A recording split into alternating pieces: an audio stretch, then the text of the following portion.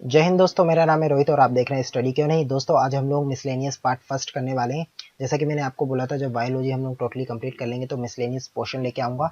और सबसे ज़्यादा इंपॉर्टेंट आपके लिए पोर्शन होता है, कभी भी आप कुछ भी पढ़ते हैं, जैसे कि आप साइंस पढ़ रहे हैं या फिर आप कोई भी सब्जेक्ट पढ़ रहे हैं, तो उसमें जो मिसलेनियस पोर्शन होता है वो सबसे ज़्यादा इंपॉर्टेंट होता है, क्योंकि ये किसी चैप्टर से बिलोंग नहीं करता और इसका कोई चैप्टर भी नहीं है। जैसे कि आपसे किसी ने पूछ लिया कि किस चीज़ की खोज किसने की है, तो इसका कोई पर्टिकुलर आपको चैप्टर नहीं मिलेगा, ये आपको जब पूरा चीज़ें पढ़ेंगे तो उसमें मिलेगा। तो यही होता है मिसलेनियस, जिसको हम लोग हिंदी में विविध बोलते हैं। तो दोस्तों जो विविध है उसके कुछ पार्ट्स में लेके आया हूँ और आपके लिए सबसे ज़्यादा इंपॉर्टेंट है, क्योंकि आपने नोटिस किया होगा अगर साइंस के 30 नंबर के क्वेश्चन आते हैं तो उसमें से 20 नंबर का सिर्फ मिसलेनियस पोर्शन होता है। और आज ये आप घर पे जाके ये चीज़ आप खुद देख सकते हैं। आपके पास अगर कोई पुराना पेपर है तो आप उसको मैच करके देख लीजिएगा कि कितनी बात ये सही है कि नहीं है। तो दोस्तों यहाँ पे विलंब ना करते हुए शुरू करते हैं, और इसके बाद जब ये मिसलेनियस पोर्शन भी खत्म हो जाएगा तो दोस्तों मैं बायोलॉजी के कुछ 900 क्वेश्चंस लेके आने वाला हूँ। तो वो 900 क्वेश्चंस भी आपको देखना है। तो शुरू करते हैं। सबसे पहले दोस्तों, अगर आपने मेरे चैनल को सब्सक्राइब नहीं किया है तो सब्सक्राइब कीजिए, लाइक कीजिए और शेयर कीजिए। तो यहाँ पे दिया गया है एग्रोएस्ट्रोलॉजी किसे कहते हैं। तो दोस्तों एग्रोएस्ट्रोलॉजी में हम लोग घासों का अध्ययन करते हैं। अगले की बात करें दोस्तों, एल्गोलॉजी। तो आपको अलग से समझ में आ रहा होगा कि एल्गो मतलब एल्गी से संबंधित है, तो एल्गी मतलब शैवालों का अध्ययन। तो एल्गोलॉजी में हम लोग शैवालों का अध्ययन करते हैं। अगले की बात की जाए दोस्तों, एनाटॉमी। दोस्तों एनाटॉमी मतलब होता है आंतरिक संरचना, यानी आंतरिक भाग की संरचना का अध्ययन करना, एनाटॉमी में आता है। यहाँ पे आंतरिक हम लोग किसी भी चीज की बात कर सकते हैं, जैसे कि जंतु या पादप। तो एनाटॉमी में हम लोग आंतरिक भाग की संरचना का अध्ययन करते हैं, तो याद रखना है। एंथ्रोलॉजी। दोस्तों एंथ्रोलॉजी में हम लोग पुष्पों का अध्ययन करते हैं, और वहीं पे अगर हम लोग पोमोलॉजी की बात की जाए तो पोमोलॉजी में फलों का अध्ययन किया जाता है। बैक्टीरियोलॉजी, नाम से समझ में आ गया होगा, बैक्टीरियो का अध्ययन। ब्रायोलॉजी। दोस्तों ब्रायोलॉजी, जैसे कि मैंने आपको प्लांट किंगडम करवाया था, वहां पे मैंने आपको प्लांट किंगडम में सारे टाइप्स करवाए थे, तो वहीं पे जो ब्रायोलॉजी होते हैं मतलब ब्रायोफाइटा से, आप नाम देख सकते हैं, आगे का जो वर्ड है वो मैच है। तो ब्रायोफाइटा का अध्ययन ब्रायोलॉजी में किया जाता है। अगला है दोस्तों साइटोलॉजी। सबसे ज्यादा पूछे जाने वाला अगर कोई सा क्वेश्चन है तो वो ये है कि कोशिका के अध्ययन को क्या कहते हैं। तो आपको लिखना है वहां पे कि साइटोलॉजी में हम लोग कोशिका का अध्ययन करते हैं, या फिर आपको टिक लगाना है।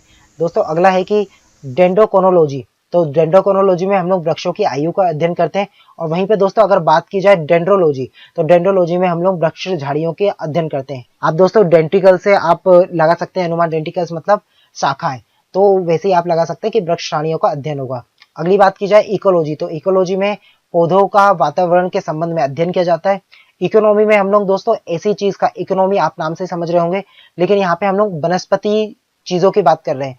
तो यहाँ पे जो हमें इकोनॉमी देखना होगा वो वनस्पति के ऊपर देखना होगा। तो ऐसी बोटनिक या फिर ऐसी वनस्पति जिनका आर्थिक महत्व है और उनका हम लोग अध्ययन करते हैं, तो वो सब इकोनॉमी में आ जाता है। तो आपको याद रखना है इकोनॉमिक में क्या आ जाता है, बोटनी, आर्थिक महत्व के पौधों का अध्ययन। एम्ब्रियोलॉजी की बात की जाए तो एम्ब्रियोलॉजी क्या होता है दोस्तों, जब युग्मकों का निर्माण होता है या फिर निषेचन या भ्रूण का परिवर्धन होता है, तो उसके अध्ययन को हम लोग एम्ब्रियोलॉजी कहते हैं। इवोल्यूशन। दोस्तों इवोल्यूशन होता है विकास। विकास, जैसे कि हम लोग, हमारे जो पहले पूर्वज थे वो चिंपैंजी या बंदर थे, उससे हम लोग मानव बने, तो वो एक विकास हो गया। तो यहाँ पे जो इवोल्यूशन होता है उसमें हम लोग सजीवों का विकास का जो क्रमबद्ध अध्ययन करते हैं। तो आपको ये भी याद रखना है। एक्सोबायोलॉजी। दोस्तों एक्सो मतलब बाहर और बायोलॉजी मतलब जीव विज्ञान, तो मतलब बाहर के दुनिया में या फिर बाहर के ग्रहों पे जीवन की खोज या फिर जीवन की उपस्थिति का अध्ययन, ये कहलाता है एक्सोबायोलॉजी। आपको बस थोड़ा सा क्लू पकड़ना है, बाकी आप ऑटोमेटिक इसको कर लेंगे। फ्लोरिकल्चर, आपको नाम से समझ में आ गया, फ्लोरी मतलब फ्लोवर से रिलेटिव है। तो फ्लोरिकल्चर में हम लोग दोस्तों सजावटी पुष्पों के जो संवर्धन है उसका अध्ययन करते हैं। अगला बात की जाए फॉरेस्ट्री, वनों का अध्ययन। तो फॉरेस्ट्री आपको नाम से समझ में आ गया, फॉरेस्ट यहाँ पे आ रहा है, फॉरेस्ट मतलब वन, तो वनों का अध्ययन।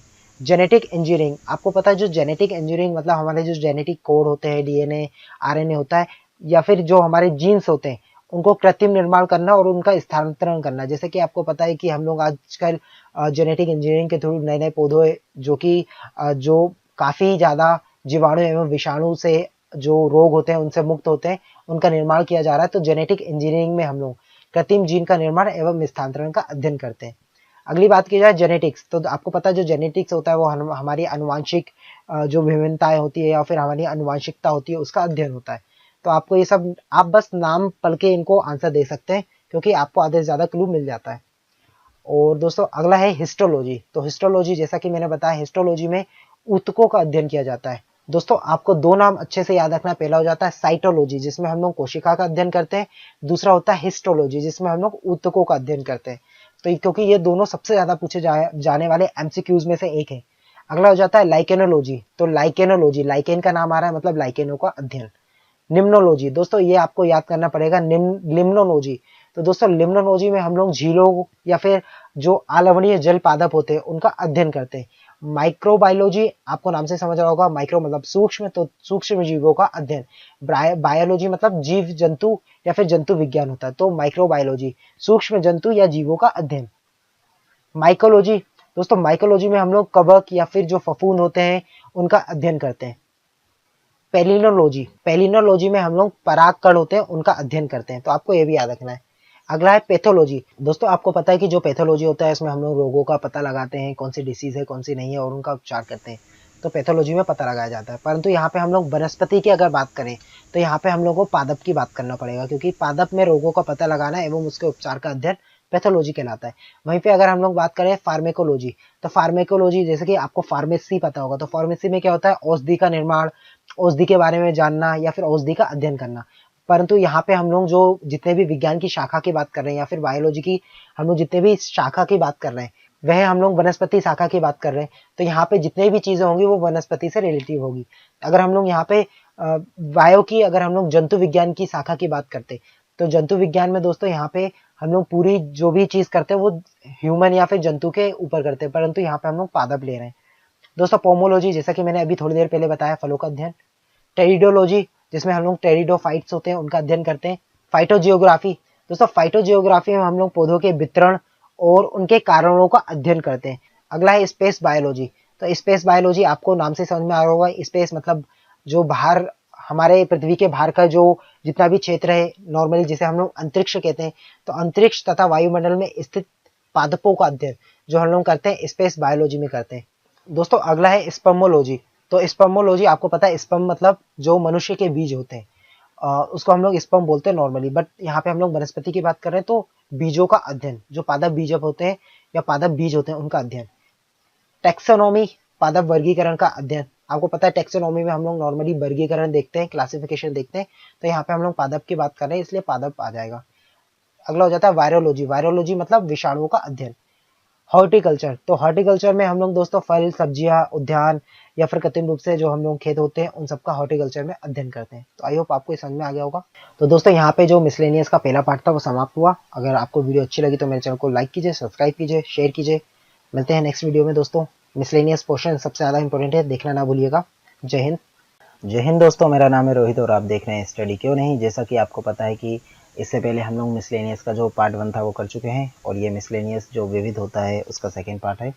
और आपने फर्स्ट पार्ट में देखा होगा जो सारी चीज़ें मैंने करवाई फर्स्ट पार्ट में वो सारी आपके एग्ज़ाम में आ चुकी हैं और आपके एग्ज़ाम के लिए इम्पोर्टेंट है। तो आज हम सेकेंड पार्ट करने वाले हैं। और उससे पहले अगर आप मेरे चैनल पर नहीं हैं तो मेरे चैनल को सबसे पहले सब्सक्राइब करें, लाइक करें और शेयर कर दीजिए अपने दोस्तों में, और इस चैनल को ज़्यादा से ज़्यादा पब्लिश कीजिए। तो दोस्तों इस वाले वीडियो में हम लोग करने वाले हैं जो वनस्पति विज्ञान की जितनी भी शाखाएं होती हैं और उनके जो जनक हैं उनके बारे में आज हम लोग पढ़ने वाले हैं। जैसे कि आप यहाँ देख सकते हैं दोस्तों, बैक्टीरियोफेज की खोज जो स्टुआर्ट डी हेरिल थे उन्होंने बैक्टीरियोफेज की खोज की थी। वर्गीकी के पिता, जैसे कि हमें को पता है कि जो कैरोलस लीनियस थे इन्होंने वर्गीकी के पिता कहा जाता है। इन्होंने वर्गीकरण किया था सबसे पहले। इन्होंने पादप जगत एवं जंतु जगत दो वर्गों में जो विभाजन किया था। और जो दोस्तों जो कैरोलस लीनियस थे इन्होंने अपनी बुक एक लिखी थी जिसका नाम है सिस्टेमा नेचुरी। तो आपको बुक का भी नाम याद रखना है। और इन्होंने दो जगत में वर्गीकरण किया था। पहला जगत किया था पादप जगत जिसको हम लोग प्लांट किंगडम बोलते हैं, और दूसरा जगत इन्होंने किया था जंतु जगत जिसको हम लोग एनिमल किंगडम बोलते हैं। तो आपको याद रखना है कैरोलस लीनियस को वर्गीकी के पिता कहा जाता है। अनुवांशिकी के पिता हमें पता है जो जीजे मेंडल है इन्होंने किया था। इन्होंने अपना टेस्ट मटर के पौधे पे किया था। ये एक पादरी थे, तो आपको ये भी याद रखना है। पादप रोग विज्ञान के जनक हम लोग बटलर को कहते हैं, तो आपको ये भी याद रखना है। और दोस्तों ये क्वेश्चन आपने हमेशा देखे होंगे, कभी ना कभी आपके पेपर में एक क्वेश्चन इससे फंस जाता है, इसलिए ये चैप्टर आपके लिए इंपॉर्टेंट है। अगला है दोस्तों सुजनिकी के पिता फ्रांसिस गाल्टन को कहते हैं, तो आपको याद रखना है फ्रांसिस गाल्टन। सुजनिकी के पिता कहा जाते हैं। सूक्ष्म जैविक के पिता, तो सूक्ष्म जैविकी के पिता कहा जाता है लुईस पोस्चर को। और आपको याद है जो पोस्चराइजेशन की जो प्रोसेस है वो लुईस पोस्चर द्वारा दी गई थी, जिसमें हम दूध को 62 डिग्री सेल्सियस पर गर्म करते हैं, उसके बाद उसको हम लोग सडनली ठंडा कर देते हैं, जिसके कारण उसमें जितने भी बैक्टीरियाज होते हैं वो किल हो जाते हैं और वो दूध काफ़ी टाइम तक सुरक्षित रहता है। और उसी के साथ आपको दोस्तों ये भी बताना है कि लुई पोस्चर ने एक और चीज़ की खोज की थी, आपको उसका नाम बताना है। चलिए दोस्तों, आपको याद नहीं होगा तो मैं बता दूं, जो लुई पोस्चर थे इन्होंने हाइड्रोफोबिया की खोज की थी, तो आपको ये भी याद रखना है, यानी इन्होंने रेबीज की खोज की थी।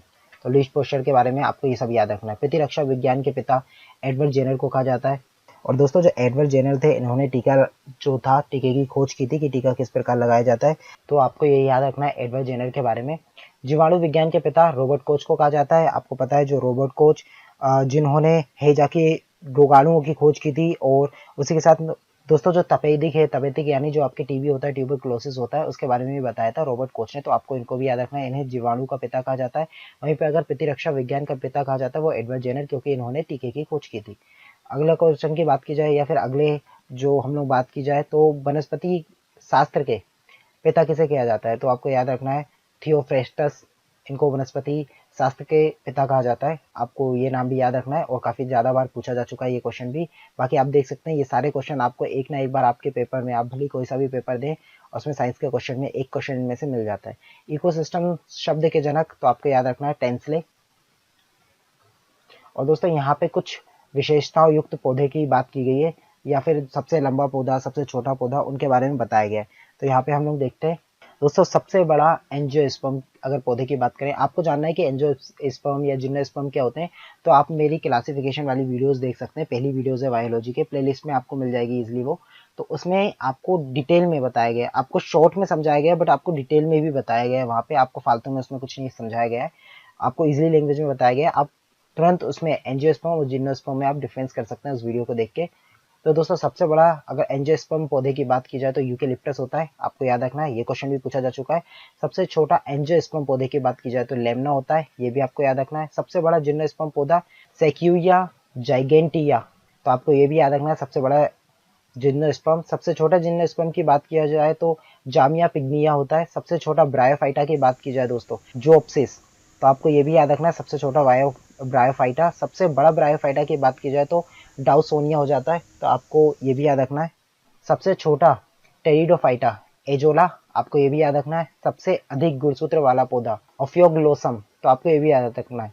सबसे कम गुणसूत्र वाला पौधे की बात की जाए तो हेप्लापेपस गेसिलिस, तो आपको ये भी याद रखना है। सबसे कठोर जो कास्ट होती है, यानी सबसे कठोर जो लकड़ी होती है वो हो जाती है हार्डविया वाइनेटा। और दोस्तों इसको आप इस तरीके से याद रख सकते हैं, कठोर मतलब हार्ड टाइप का, तो यहाँ पे भी आपको हार्डविया नाम मिल रहा होगा, मतलब हार्ड आपको वर्ड आ रहा है तो इससे आप कर सकते हैं। सबसे हल्की अगर कास्ट की बात की जाए तो ओक्रोमा, ओक्रोमा पेड़ की जो लकड़ी होती है वो सबसे हल्की होती है। सबसे बड़ी पत्ती की अगर बात की जाए तो विक्टोरिया एमेजोनिका, तो आपको ये भी याद रखना है। सबसे बड़ा पुष्प, जैसे कि आपको पता होगा रेफ्लेशिया सबसे बड़ा पुष्प होता है। और ये क्वेश्चन मैंने एग्जाम दिए थे तो मेरे एग्जाम में भी ये क्वेश्चन आए थे, इसलिए मैं बता रहा हूँ, ये इंपॉर्टेंट क्वेश्चन आपके लिए। और सबसे छोटा पादप पुष्प की बात की जाए तो बोल्फिया। सबसे बड़ा बीज की बात की जाए तो लोडोकिया। सबसे बड़ा फल की बात की जाए तो ये भी लोडोकिया का हो जाता है दोस्तों।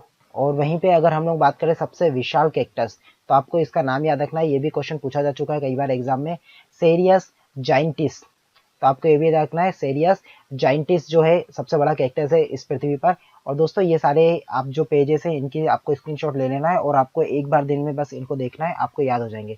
सबसे छोटे बीज की अगर हम लोग बात की जाए तो आर्किड का जो बीज होता है सबसे छोटा बीज होता है। सबसे सूक्ष्म पादप बीज की बात की जाए तो वो भी आर्किड होता है। तो सबसे छोटा बीज और सबसे सूक्ष्म पादप बीज की बात दोनों आपको याद रखना है। सबसे छोटा पादप कोशिका माइक्रोप्लाज्मा, ये क्वेश्चन भी हम लोगों ने पहले हम लोगों ने देख चुके हैं और आपको याद भी रखना है। जब मैं बायो पढ़ा रहा था तब मैंने ये वाला क्वेश्चन करवाया था। सबसे बड़ा पादप गुणसूत्र की बात की जाए तो ट्रिलियम, आपको याद रखना है। सबसे बड़ा पादप अंड जो होता है वो साइकस का होता है, आप इसको नग्न आंख से भी देख सकते हैं। सबसे बड़ा अगर पुमंग की बात भी की जाए तो वो भी साइकस का होता है। आप नेट पे सर्च कर सकते हैं साइकस पौधा, आपने कई बार अपने लाइफ में देखा होगा बट आपको याद नहीं होगा। सबसे छोटा अगर क्रोमोसोम की बात की जाए तो वो शैवाल का होता है, सबसे छोटा क्रोमोसोम। और दोस्तों जो शैवाल होता है इसमें जो स्टोरेज होता है, जो खाद्य पदार्थों का स्टोरेज होता है, आपको याद रखना है सेल्यूलोज के फॉर्म में होता है। सबसे बड़ा बीजांड की अगर हम लोग बात की जाए तो ये साइकस का होता है। तो आपको याद रखना है दोस्तों, सबसे इंपॉर्टेंट क्वेश्चन है सबसे बड़ा पादप अंड जो होता है, यानी अंडा या फिर अंडा बोल दो तो वो साइकस का होता है, पुमंग भी साइकस का होता है, सबसे बड़ा बीजांड जो होता है वो भी साइकस का होता है। तो दोस्तों ये छोटी सी वीडियो थी मिसलेनियस की, और आई होप आपको इसके काफ़ी जानकारी मिल गई होगी इससे। और अगर आपको वीडियो अच्छी लगी तो मेरे चैनल को लाइक कीजिए, सब्सक्राइब कीजिए, शेयर कीजिए। और दोस्तों जो पहली वीडियो है उसकी लिंक आपको आपके डिस्क्रिप्शन में मिल जाएगी। साथ ही साथ जब वीडियो एंड होती है तो एंड स्क्रीन पे भी वो वीडियो आ जाएगी। मिलते हैं दोस्तों नेक्स्ट वीडियो में। जय हिंद। जय हिंद दोस्तों, मेरा नाम है रोहित और आप देख रहे हैं स्टडी क्यों नहीं। आपको जैसा कि पता है कि हम लोग आज मिसलेनियस पार्ट 3 करने वाले हैं, और आपने आई होप पुराने पार्ट देखे होंगे, कुछ मिनट के वो पार्ट थे, लेकिन उसमें जो आपको नॉलेज मिली है तो आपके एग्ज़ाम में आप निश्चित ही उन 2 वीडियो से आप 2 क्वेश्चन अवश्य देखेंगे, और इस चीज़ की आप पूरी श्योर रहिए। हम लोग पूरा मिसलेनियस कवर करने वाले हैं। तो दोस्तों आज हम लोग पढ़ने वाले हैं जंतु विज्ञान की शाखाएँ। ठीक है दोस्तों, तो इसको हम लोग पढ़ेंगे, और आपको समझना है यहाँ पे हम लोग जंतु विज्ञान की बात कर रहे हैं। मतलब अगर यहाँ पे एनाटॉमी की अगर हम लोग बात करेंगे तो शरीर के अंगों की, यानी जंतु शरीर के अंगों की बात कर रहे हैं। और जहाँ पे हम लोग ने वनस्पति विज्ञान की शाखाएं पढ़ी थी तो वहाँ पे हम लोगों ने वनस्पति विज्ञान का पढ़ा था, तो वहाँ पे हमने पादप या फिर जो वनस्पति होती है उनके अंदर की चीज़ें पढ़ी थी। तो अगर आपने वीडियो को अभी तक लाइक नहीं किया तो लाइक कीजिए, सब्सक्राइब कीजिए, शेयर कीजिए। तो शुरू करते हैं। सबसे पहले दोस्तों बात करें एनाटॉमी। तो एनाटॉमी क्या होता है दोस्तों, जैसे कि मैंने आपको वनस्पति शास्त्र में जब शाखाएं पढ़ा था तो उसमें बताया था। दोस्तों एनाटॉमी में हम लोग शरीर के अंदर भाग की आंतरिक संरचना की हम लोग अध्ययन करते हैं। तो एनाटॉमी में आप लोगों को याद रखना है कि शरीर के आंतरिक भागों की संरचना का अध्ययन किया जाता है। एरोबायोलॉजी दोस्तों, यहाँ पे एयरो आप समझ रहे हैं, एयर यहाँ पे वर्ड आ रहा है, एयर जो यहाँ पे वर्ड आ रहा है इसका मतलब है एयर मतलब हवा। तो हवा में उड़ने वाले जीवों का अध्ययन किया जाता है। इस तरीके से आपको यहाँ पे शॉर्ट ट्रिक भी आपको पता चलती जाएगी। उड़ने वाले जीव जंतुओं का अध्ययन किया जाता है। दोस्तों अगला है एरेकेनोलॉजी। तो दोस्तों जो एरेकेनोलॉजी होता है इसमें हम लोग मकड़ियों का अध्ययन करते हैं। दोस्तों बायोकेमिस्ट्री। तो बायोकेमिस्ट्री क्या होता है, जो जीव होते हैं या जीव जंतु होते हैं उनके शरीर में जितने भी रासायनिक गतिविधियां होती हैं उनका अध्ययन होता है। तो आपको ये भी याद रखना है, आप लोग नाम से समझ सकते हैं। यहाँ पे आ गया दोस्तों साइटोलॉजी। तो साइटोलॉजी में हम जो अध्ययन करते हैं कोशिका के बहुमुखी अध्ययन करते हैं। तो दोस्तों आपको 2 टर्म्स आपको याद रखना है, एक तो साइटोलॉजी याद रखना है, साइटोलॉजी, और दूसरा होता है दोस्तों हिस्टोलॉजी। दोस्तों हिस्टोलॉजी में हम लोग ऊतकों का अध्ययन करते हैं। तो याद रखना साइटोलॉजी में कोशिका का और हिस्टोलॉजी में ऊतकों का, वो भी हम लोग आगे देखेंगे दोस्तों हिस्टोलॉजी के बारे में। इकोलॉजी, जैसा कि आप सभी को पता है कि इकोलॉजी यानी जो पारिस्थितिकी होती है उसमें क्या होता है, सजीव और निर्जीव या फिर उनके जो वातावरण होता है उनके संबंध में अध्ययन किया जाता है। तो इकोलॉजी में करते हैं। नॉर्मली जो टर्म होती है उन्हीं के ऊपर इनका नाम रखा गया है। इधर आगे दोस्तों एक्सटर्नल मॉर्फोलॉजी। एक्सटर्नल मॉर्फोलॉजी क्या हो जाता है, एक्सटर्नल मतलब हो जाता है बाहर का, मॉर्फोलॉजी हो जाता है उसकी बाहरी संरचना, यानी किसी भी चीज की बाहरी संरचना का अध्ययन करना मॉर्फोलॉजी, जैसे कि उसका शेप, आकार, साइज, ये सब मॉर्फोलॉजी में आ जाता है। एंडोक्राइनोलॉजी। दोस्तों एंडोक्राइनोलॉजी, एंडोक्राइन आपने सुना होगा, एंडोक्राइन सिस्टम। एंडोक्राइन सिस्टम होता है हमारे शरीर के अंदर जितने भी रासायनिक होते हैं, रसायन होते हैं उनके, मतलब नॉर्मली अगर हम लोग बात करें तो हमारे शरीर में जितने भी हार्मोन्स रिलीज होते हैं, जितनी भी उनकी ग्रैंड होती है उनका अध्ययन करना। तो एंडोक्राइनोलॉजी में हम लोग अंतःस्रावी तंत्रों का अध्ययन करते हैं। देखिए दोस्तों नाम कुछ मिले जुले से लग रहे हैं आपको। अगली बात करें हम लोग इथोलॉजी। तो इथोलॉजी जंतुओं के व्यवहार का अध्ययन किया जाता है, तो आपको ये भी याद रखना है। अगला हो जाता है एम्ब्रियोलॉजी। दोस्तों जो एम्ब्रियोलॉजी होते हैं, एम्ब्रियो जैसे कि मैंने आपको वनस्पति जब हम लोग विज्ञान की शाखाएं पढ़ लेते हैं उसमें भी देखा था। तो एम्ब्रियोलॉजी मतलब जो भ्रूण होता है, तो भ्रूण जब परिवर्धन होता है उसका अध्ययन किया जाता है। एवोल्यूशन जीव। तो दोस्तों इवोल्यूशन में जीव जंतुओं के जो इतिहास होता है कि किस तरीके से उनका विकास हुआ है उसका अध्ययन किया जाता है। एंजाइमोलॉजी। एंजाइमोलॉजी आप समझ रहे हैं, एंजाइम्स तो हमारे जितने भी बॉडी में उत्प्रेरक होते हैं या फिर जितने भी उत्प्रेरक होते हैं उनका अध्ययन किया जाता है एंजाइमोलॉजी। आप नाम से समझ रहे होंगे, एंजाइम मतलब उत्प्रेरक, तो उत्प्रेरक का अध्ययन।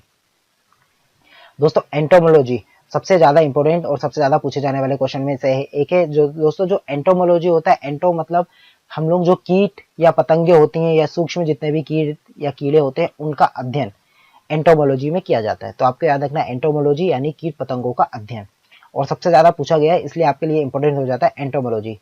एंजाइमोलॉजी जैसा कि हम लोग देख सकते हैं उत्प्रेरकों का अध्ययन। अगला हो जाता है एंटोमोलॉजी, जैसा कि हम लोगों ने देखा कीट पतंगों का अध्ययन। हिमेटोलॉजी। दोस्तों हिमेटोलॉजी आपको समझने में आ रहा होगा, हीमोग्लोबिन, हिमेटोलॉजी। तो हिमेटोलॉजी में हम लोग नॉर्मली रुधिर एवं रुधिर के रोगों का अध्ययन करते हैं। तो आपको याद रखना है हिमेटोलॉजी।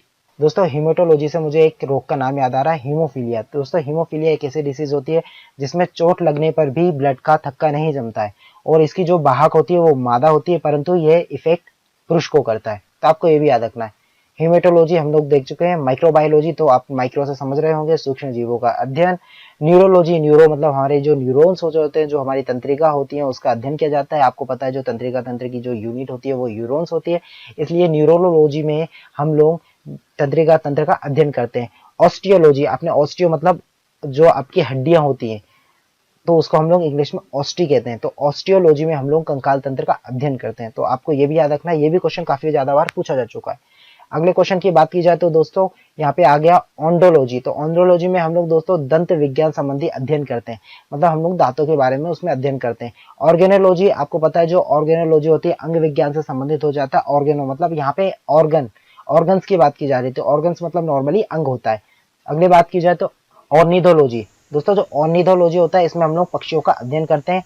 ऑफियोलॉजी, दोस्तों ये सबसे ज्यादा पूछा गया क्वेश्चन है कि आप बताइए जंतु विज्ञान की किस शाखा के अंतर्गत हम लोग सांपों का अध्ययन करते हैं, तो आपको वहां पे बताना है कि ऑफियोलॉजी में हम लोग करते हैं। ऑफियोलॉजी दोस्तों इसको आप इस तरीके से याद कर सकते हैं, जो सांप होता है, सांप के काटने के कारण इंसान की मौत हो जाती है, यानी वो ऑफ हो जाता है।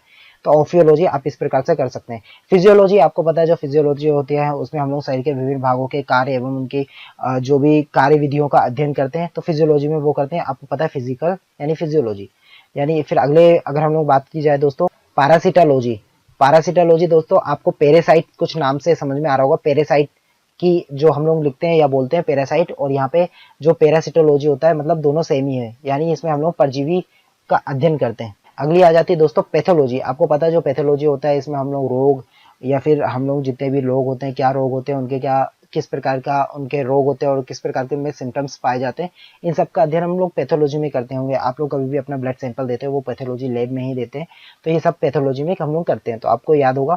तो ये दोस्तों अगला हो जाता है दोस्तों प्रोटोजोआलॉजी। प्रोटोजोआलॉजी आपको समझ में आ गया, जो प्रोटोजोआ होते हैं उनका अध्ययन किया जाता है। टेक्सोनॉमी, दोस्तों सबसे ज्यादा पूछे जाने वाले एक और क्वेश्चन में से हो जाता है टेक्सोनॉमी। जीव जातियों के नामकरण एवं वर्गीकरण में हम लोग अध्ययन करते हैं। और जैसे कि आपको मैंने अभी थोड़ी देर पहले ही बताया, जो वर्गीकी के पिता हो जाते हैं वो कैरोलस लिनियस हो जाते हैं, तो आपको उनका भी नाम याद रखना है। तो दोस्तों ये वीडियो यहीं पे समाप्त हुई। कुछ मिनट की वीडियोज है, लेकिन आपको जो जानकारी मिली है वो बहुत ही ज़्यादा महत्वपूर्ण है, क्योंकि कई क्वेश्चन इससे पूछे जा चुके हैं हमारे जो पहले एग्जाम है। लगभग ये जितने भी मैंने आपको यहाँ पे जो शाखाएं करवाई वो सारे के सारे क्वेश्चन आपके प्रीवियस ईयर पेपर में आ चुकी हैं, और मैंने सिर्फ उन्हीं को लिया है, मैंने फालतू की चीज़ें नहीं लिया है। लेने को इसमें करीबन दोस्तों 100 से लेकर 150 इसकी ब्रांचेस है, बट मैंने टॉप कुछ ब्रांचेस चुनी है जिनको पूछा जा चुका है पहले भी। आई होप आपको वीडियो अच्छी लगी होगी। मेरे चैनल को लाइक कीजिए, सब्सक्राइब कीजिए, शेयर कीजिए। मिलते हैं नेक्स्ट वीडियो में दोस्तों। जय हिंद।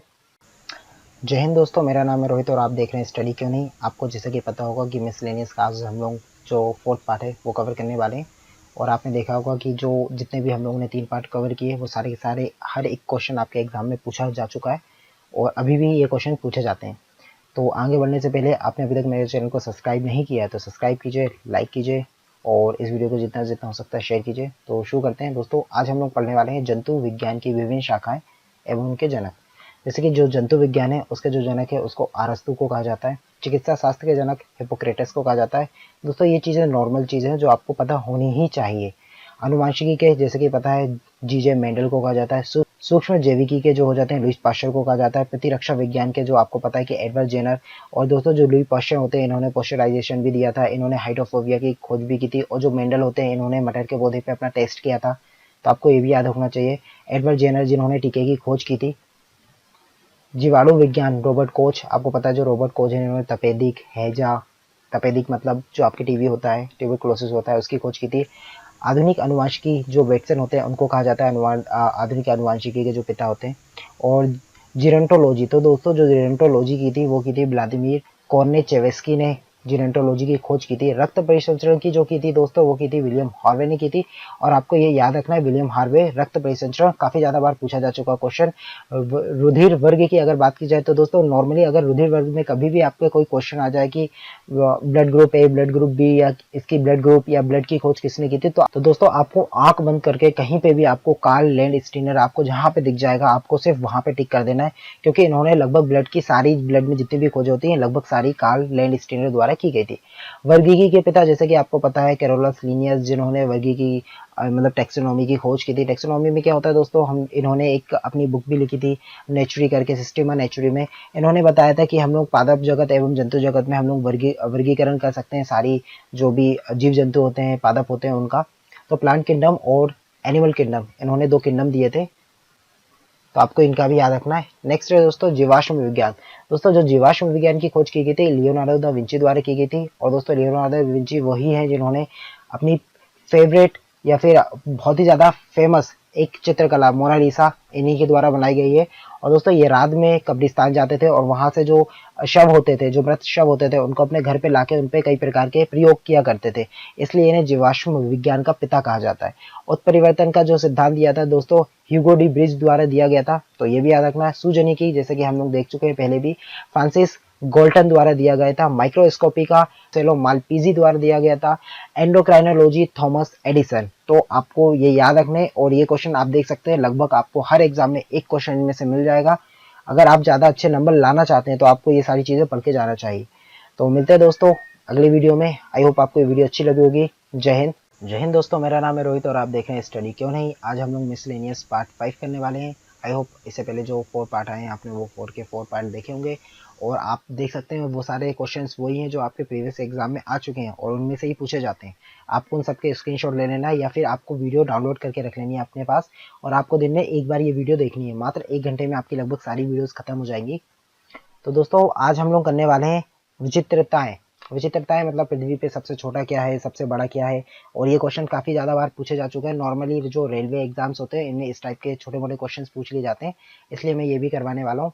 तो शुरू करते हैं दोस्तों। उससे पहले आपने मेरे चैनल को अभी तक सब्सक्राइब नहीं किया तो सब्सक्राइब कीजिए, लाइक कीजिए, शेयर कीजिए। तो दोस्तों यहाँ पे लिखा है सबसे बड़ा स्तनी। तो आपको पता है जो ब्लू व्हेल होती है वो सबसे बड़ी स्तनी होती है। कई लोग इसको मछली मानते हैं, परंतु ये स्तनी यानी मैमल्स में आती है। इसमें दूध ग्रंथियां पाई जाती हैं। सबसे बड़ा स्थल स्तनीय जो होता है अफ्रीकन हाथी होता है। सबसे आदि मोलस्का जो होता है कीटोडर्मा होता है। सबसे बड़ा जीवित पक्षी जो होता है वो शुतुरमुर्ग होता है। और दोस्तों जो शुतुरमुर्ग का अंडा होता है सबसे बड़ी कोशिका में गिना जाता है, मतलब सबसे बड़ी जीवित कोशिका शुतुरमुर्ग का अंडा कहा जाता है। और दोस्तों सबसे आदि पक्षी भी कहा जाता है। और जो शुतुरमुर्ग होता है उड़ नहीं सकता है, आपको ये भी याद रखना है। सबसे बड़ा जीवित सर्प जो होता है वो अजगर होता है।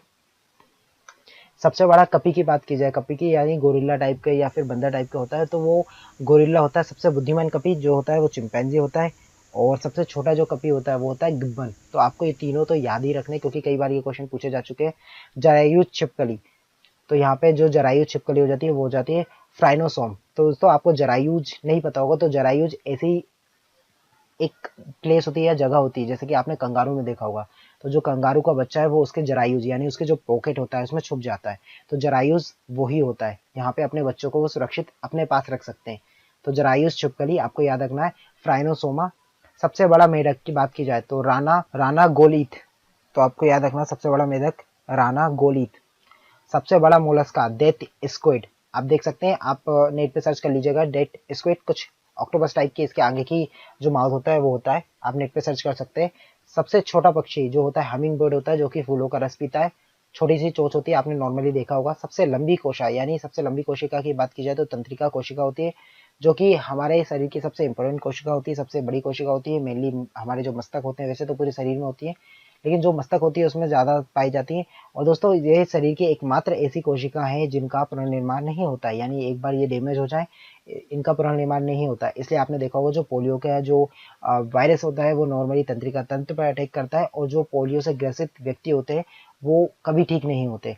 इसलिए दोस्तों जो टिटनेस होता है वो भी तंत्रिका जो कोशिका होती है उन पर ही अटैक करता है। इसलिए आपको कभी भी चोट लग जाए या फिर नॉर्मली भी आप हर 6 महीने में टिटनेस वैक्सीन इंजेक्शन जो होता है अवश्य लगवाइए।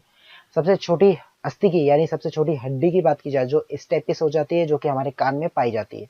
सबसे व्यस्त अंग की अगर हम लोग बात करें तो सबसे व्यस्त अंग होता है हृदय, क्योंकि इसमें आपको पता है जो हृदय होता है उसमें 4 जो भाग होते हैं, और चारों भाग में हर एक सेकेंड जो ब्लड होता है यहाँ से निकलता है तो उसके दूसरे भाग में आ जाता है। तो सबसे व्यस्त अगर हम लोग किसी अंग की बात कर सकते हैं तो वो हृदय ही होगा।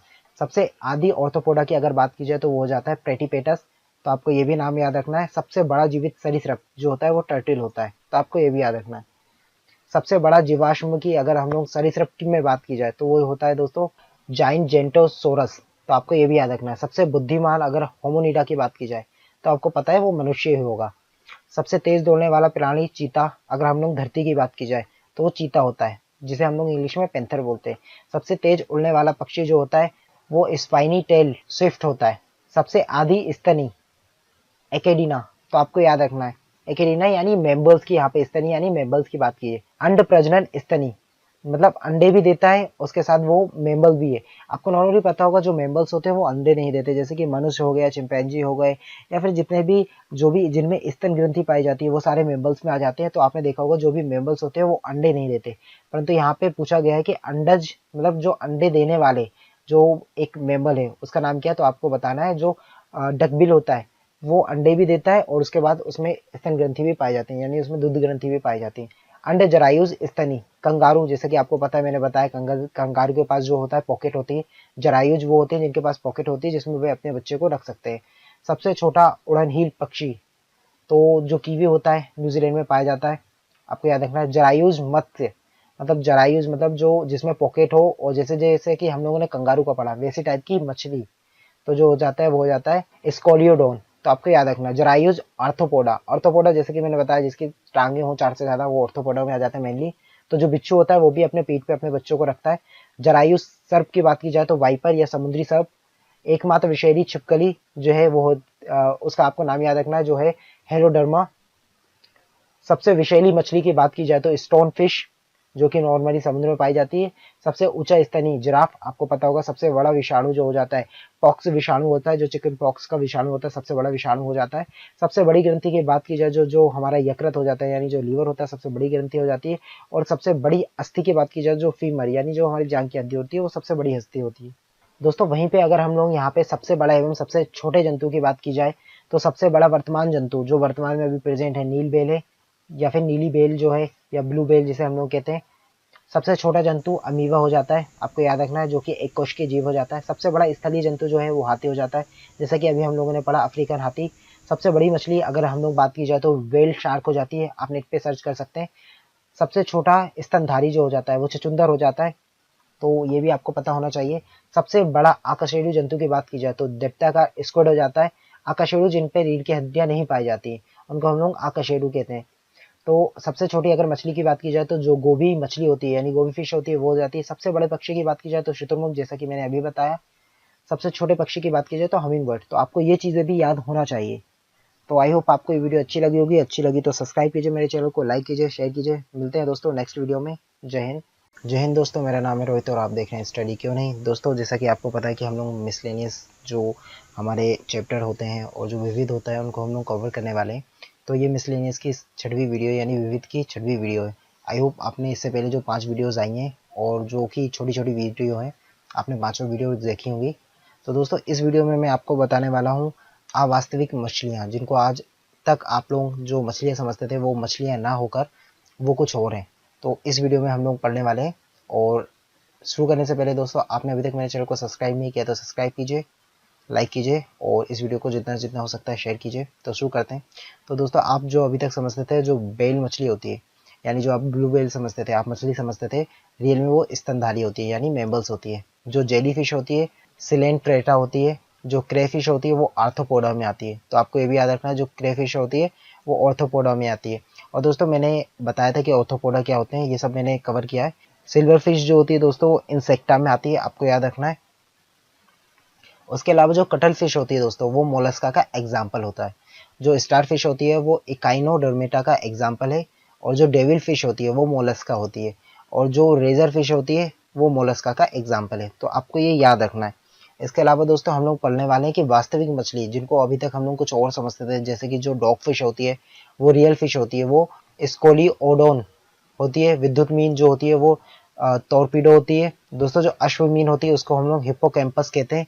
जो मुश मीन होती है यानी जो मुश मछली होती है, मीन मतलब मछली होती है दोस्तों, आपको याद रखना है, मीन मतलब मछली या फिश, उसको हम लोग काइमीरा कहते हैं। जो बाघ मीन होती है, जो टाइगर फिश होती है, स्टिगोस्टोमा होती है। जो ग्लोब मीन होती है यानी जो ग्लोब फिश होती है वो टेट्राडोन होती है। जो उड़न मछली होती है यानी जो उड़न फिश होती है वो एक्सोसीटस होती है। और जो मच्छर मीन होती है यानी जो मच्छर फिश होती है वो गैम्बूसिया होती है। और जो फुसफुस मीन होती है वो प्रोटोपेट्रस होती है। तो दोस्तों जो भी हम लोगों ने पढ़ा वो बहुत ज़्यादा इंपॉर्टेंट है। कई बार एग्जाम में ये पूछ लिया गया है कि कौन सी मछली होती है, कौन सी मछली नहीं होती है। नॉर्मली हम लोग भी यही समझते थे जो ब्लू व्हेल होती है यानी जो व्हेल मछली होती है वो मछली के टाइप होता है, पर हमें यहाँ पे पता चल रहा है कि वो स्तनधारी यानी मैमल्स में आती है। तो ऐसी चीज़ों को आपको याद रखना है, कई बार एग्जाम में ये चीज़ें भी पूछ ली जाती हैं। आई होप आपको वीडियो अच्छी लगी होगी। तो अच्छी लगी तो मेरे चैनल को सब्सक्राइब कीजिए, लाइक कीजिए और शेयर करना अवश्य ना भूलिएगा। मिलते हैं नेक्स्ट वीडियो में। जय हिंद। जय हिंद दोस्तों, मेरा नाम है रोहित और आप देख रहे हैं स्टडी क्यों नहीं। दोस्तों हम लोग मिसलेनियस का पार्ट 7 करने वाले हैं।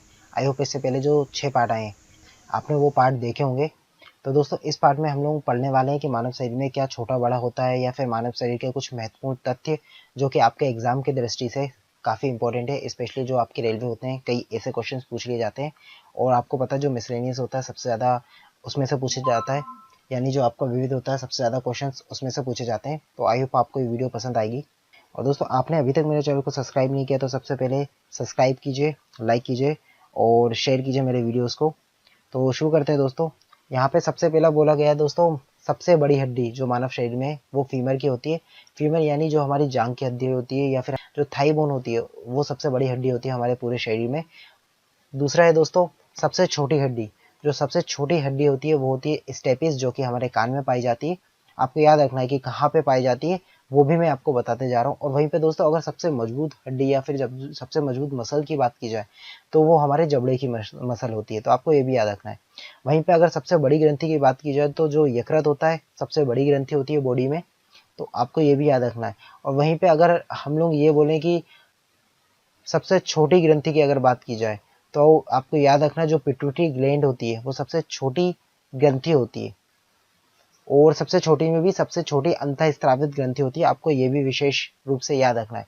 अगर वहीं पे मिश्रित ग्रंथि की बात कर ली जाए तो जो आपका अग्नाशय होता है जिसको आप लोग इंग्लिश में पेनक्रियास बोलते हैं वो मिश्रित ग्रंथि का एग्जाम्पल होता है। तो आपको ये भी याद रखना है। तो यहाँ पे पूछा गया है दोस्तों अगला की सबसे बड़ी अंतःस्रावित ग्रंथि। तो सबसे बड़ी अंतःस्रावित ग्रंथि की अगर बात की जाए तो ये हो जाती है थायराइड ग्लैंड। दोस्तों सबसे बड़ी कोशिका की बात की जाए तो यहाँ पे हो जाती है न्यूरॉन, क्योंकि आपको पता है जो हमारा तंत्रिका तंत्र में जो हमारी तंत्रिका सेल्स पाई जाती हैं वो सबसे बड़ी सेल होती है बॉडी की। सबसे बड़ी धमनी, अगर सबसे बड़ी धमनी की बात की जाए तो जो एब्डोमिनल जो अरोटा होती है वो हमारे बॉडी की सबसे बड़ी धमनी होती है। और आपको याद रखना है जो धमनी होता है इसमें शुद्ध ब्लड होता है और ये हृदय से शरीर के सारे भागों में ब्लड का संचार करती है। तो आपको याद होना चाहिए जो धमनी होती है वो हृदय से रक्त को शरीर के अन्य भागों में ले जाती है और वहीं पे जो शिरा होती है वो रक्त को शरीर के अन्य भागों से हृदय तक लेके आती है। और अगला क्वेश्चन भी ये पूछा गया है कि सबसे बड़ी शिरा जो हमारे बॉडी की है वो कौन सी है। तो आपको याद रखना है जो इंफीरियर वेना कावा होती है वो हमारे शरीर की सबसे बड़ी शिरा है। अगला क्वेश्चन है दोस्तों कि सबसे लंबी तंत्रिका, जो सबसे लंबी तंत्रिका होती है वो शियाटिक तंत्रिका होती है जो कि हमारे बॉडी में पाई जाती है। तो आपको ये भी याद रखना है। और आप देख सकते हैं क्वेश्चन दोस्तों ऐसे क्वेश्चन ही आपके एग्जाम में सबसे ज़्यादा पूछे जाते हैं। इसलिए मैं बोलता हूँ कि अगर आपके कभी भी साइंस में 30 क्वेश्चन आते हैं तो उनमें से 20 नंबर का सिर्फ मिसलेनियस पार्ट में से पूछ लिया जाता है। सबसे बड़ी पेशी की बात की जाए तो जो सबसे बड़ी पेशी होती है वो होती है ग्लूटियस मैक्सिमस। तो आपको ये भी याद रखना है। सबसे छोटी पेशी की बात की जाए स्पेडियस, तो आपको याद रखना है सबसे छोटी पेशी पेशी जो होती है वो स्टेपेडियस होती है। आप इसको जो सबसे छोटी हमारी बोन होती है स्टेपिस उसके भी आप तरीके से याद कर सकते हैं क्योंकि दोनों में जो आगे का वर्ड है वो लगभग सेम है। सबसे बड़ा श्वेत अगर बोला जाए या फिर सबसे बड़ा श्वेत रक्त कण बोला जाए तो वो होता है मोनोसाइट। तो आपको याद रखना है सबसे बड़ा श्वेत रक्त कण जो होता है वो मोनोसाइट होता है। सबसे अधिक पुनर्भवन की क्षमता होती है, पुनर्भवन मतलब फिर से ठीक हो जाने की, वो हमारे यकृत की होती है। यानी यकृत की जो कोशिका होती है उनकी सबसे ज़्यादा बॉडी में हमारी क्षमता होती है कि वे फिर से अपना निर्माण कर सकते हैं। इसलिए आपने सुना होगा जो यकृत डैमेज हो जाता है तो उसको वापस डॉक्टर बोलते हैं कि ये रिकवर हो जाएगा। और सबसे कम अगर हम लोग बोले कि किसी चीज़ की वापस वैसे होने की क्षमता है तो वो मस्तिष्क कोशिकाओं की होती है। मेनली मस्तिष्क कोशिकाओं में अगर बात की जाए तो जो तंत्रिका तंत्र होती है या फिर जो न्यूरॉन सेल होती है उनकी सबसे कम रिकवर होने की क्षमता होती है। और दोस्तों इसलिए आपको पता होगा जो पोलियो के मरीज होते हैं उनका रिकवर होना काफ़ी मुश्किल होता है क्योंकि जो पोलियो का जो वायरस है, जो माइक्रोब्स है उसके वो हमारे ब्रेन की जो सेल है उन पर अटैक करते हैं और दोस्तों वहीं पे अगर सेम बात की जाए, जो टिटनेस होता है वो भी हमारे जो कोशिका की जो तंत्रिका तंत्र होता है उस पर इफेक्ट करता है। अगर सबसे बड़े अंग की अगर हम लोग बात करें तो हमारे सबसे बड़ा अंग हमारे बॉडी का जो होता है वो स्किन होती है, यानी त्वचा होती है। ये आप नॉर्मल से आप भी इसको कॉमन सेंस बेस पे लगा सकते हैं। सबसे व्यस्त अंग की बात की जाए, जैसे कि मैंने पहले भी बताया, वो हृदय होता है। सबसे पतली त्वचा की बात की जाए तो आपको ये भी याद रखना है, कई बार क्वेश्चन पूछ लिया गया है ये वाला क्वेश्चन, तो आपको याद रखना है जो संपूर्ण शरीर में रक्त का आयतन, तो आपको पता है कि जो संपूर्ण शरीर में अगर रक्त के आयतन की बात की जाए तो वो 5 से लेके 6 लीटर होता है, तो आपको ये भी याद रखना है। और सामान्य अगर रक्तचाप, यहाँ पे रक्तचाप मतलब ब्लड प्रेशर की बात हो रही है दोस्तों, यानी बीपी की बात हो रही है, तो जो सामान्य रक्तचाप होता है वो 120 से लेके 80 होता है। आपको याद रखना है जो सिस्टोल होता है वो ऊपर वाला होता है, और दोस्तों जो डायस्टोल होता है वो नीचे वाला होता है, मतलब 80 होता है। इनके बीच में अगर किसी का बीपी आता है तो उसको हम लोग नॉर्मल बोलते हैं। लाल रक्त कणों की संख्या की बात की जाए तो पुरुषों में इसकी संख्या 5 से लेकर 5.5 मिलियन पर क्यूबिक मिलीमीटर होती है, पर वहीं पे महिलाओं में 4.5 से लेकर 5 मिलियन पर क्यूबिक मिलीमीटर होती है, तो याद रखना है। लाल रक्त कणों का अगर जीवन काल पूछा जाए तो आपको याद रखना है जो लाल रक्त कणिकाएं होती है या फिर लाल रक्त जो कण होते हैं उनका जीवन काल 120 दिन का होता है। वहीं पे अगर श्वेत रक्त कणों का अगर हम लोग काउंट की बात की जाए या फिर संख्या की बात की जाए, 5000 से लेकर 10,000 क्यूबिक मिलीमीटर होती है, तो आपको ये भी याद रखना है। और वहीं पे अगर श्वेत रक्त कणिकाओं का जीवन काल की बात की जाए, यानी हम लोग व्हाइट ब्लड सेल्स के जीवन काल की बात करें, तो वो 2 से लेकर 5 दिन होती है, आपको याद रखना है। हीमोग्लोबिन की बात की जाए तो हीमोग्लोबिन पुरुष और महिला में दोनों में अलग अलग होता है। पुरुषों में इसकी जो रेंज होती है वो 14 टू 16 ग्राम पर 100 क्यूबिक सेंटीमीटर होती है, और वहीं पर महिलाओं में बात की जाए तो 12 टू 14 ग्राम पर 100 क्यूबिक सेंटीमीटर होती है, तो आपको याद रखना है। और यहाँ पे सबसे इंपॉर्टेंट जो ब्लड के बारे में क्वेश्चन है वो है रक्त सर्वदाता समूह। तो आपको पता है जो रक्त सर्वदाता समूह होता है वो ओ होता है। ओ किसी भी ब्लड वाले को अपना ब्लड दे सकता है, जैसे कि अगर ए वाले को ब्लड चाहिए तो ओ वाला ब्लड दे सकता है। वहीं पे अगर सर्वग्राही रक्त समूह की बात की जाए तो जो ए बी होता है वो किसी से भी ब्लड ले सकता है, वो ए बी और ओ ब्लड वाले जो समूह वाले होते हैं उनसे ब्लड ले सकता है। और दोस्तों आगे जाके मैं थोड़ी देर में ही जब ये वीडियो खत्म होगी तो उसके एंड में मैं आपको कुछ एक टेबल दूंगा जिसमें आपको ब्लड के बारे में काफ़ी जानकारी मिल जाएगी। समान शरीर तापक्रम, तो आपको पता है जो समान शरीर तापक्रम होता है वो 37 डिग्री सेल्सियस, या फिर अगर फ़ारेनहाइट में हम लोग बताएं तो 98.4 डिग्री फ़ारेनहाइट होता है। या फिर दोस्तों आप डिग्री सेल्सियस को फ़ारेनहाइट में भी कन्वर्ट कर सकते हैं। उसके लिए आपको डिग्री सेल्सियस की जो वैल्यू होती है उसका इंटू आपको 1.8 से करना होगा, और उसमें आपको 32 प्लस करना होगा। तो इससे आप फ़ारेनहाइट को या फिर डिग्री सेल्सियस को आप फ़ारेनहाइट में कन्वर्ट कर सकते हैं।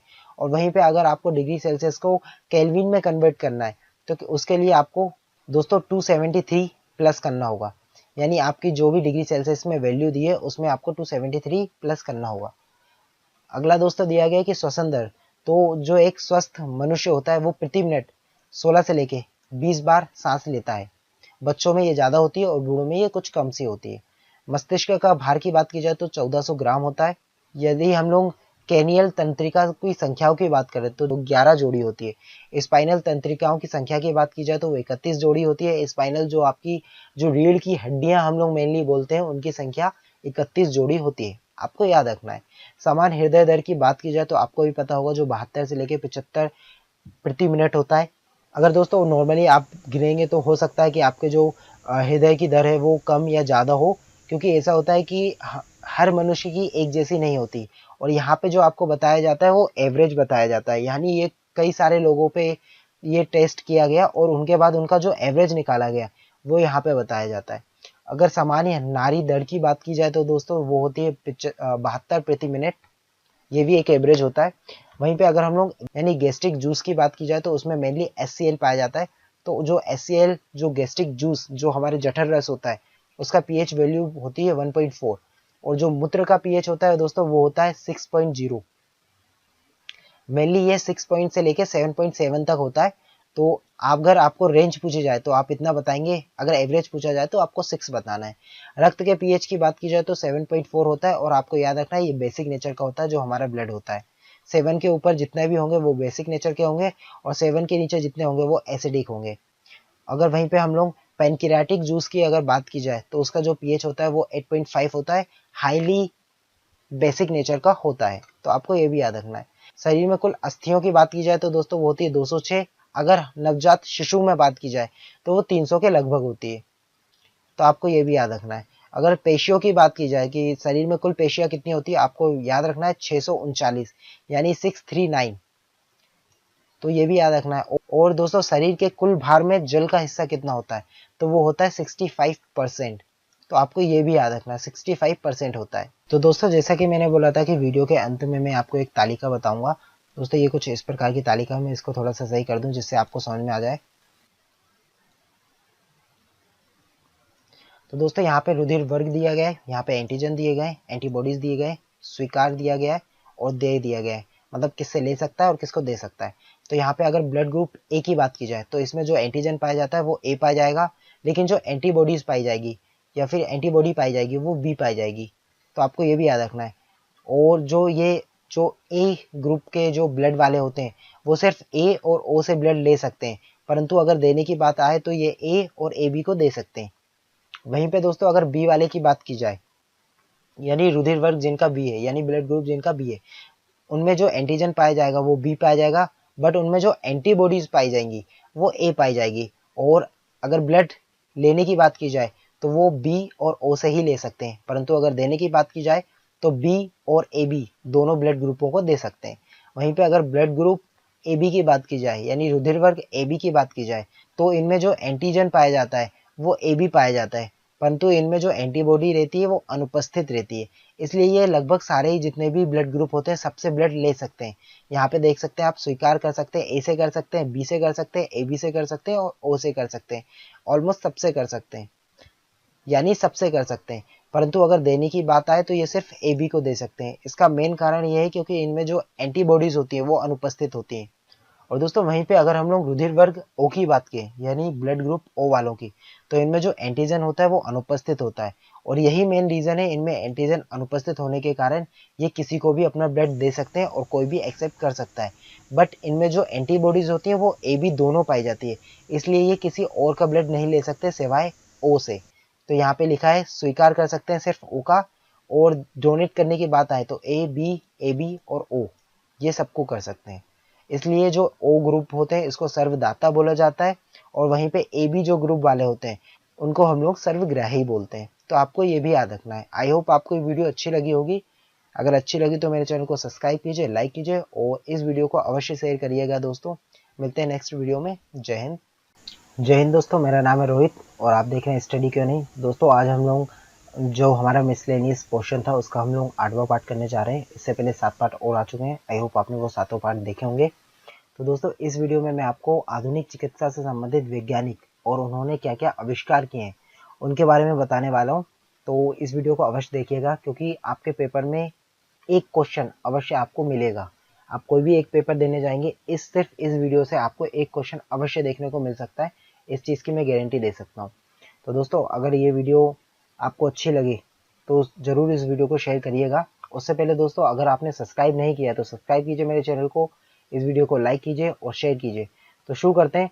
तो दोस्तों सबसे पहले हम लोग बात करते हैं रक्त परिसंचरण की।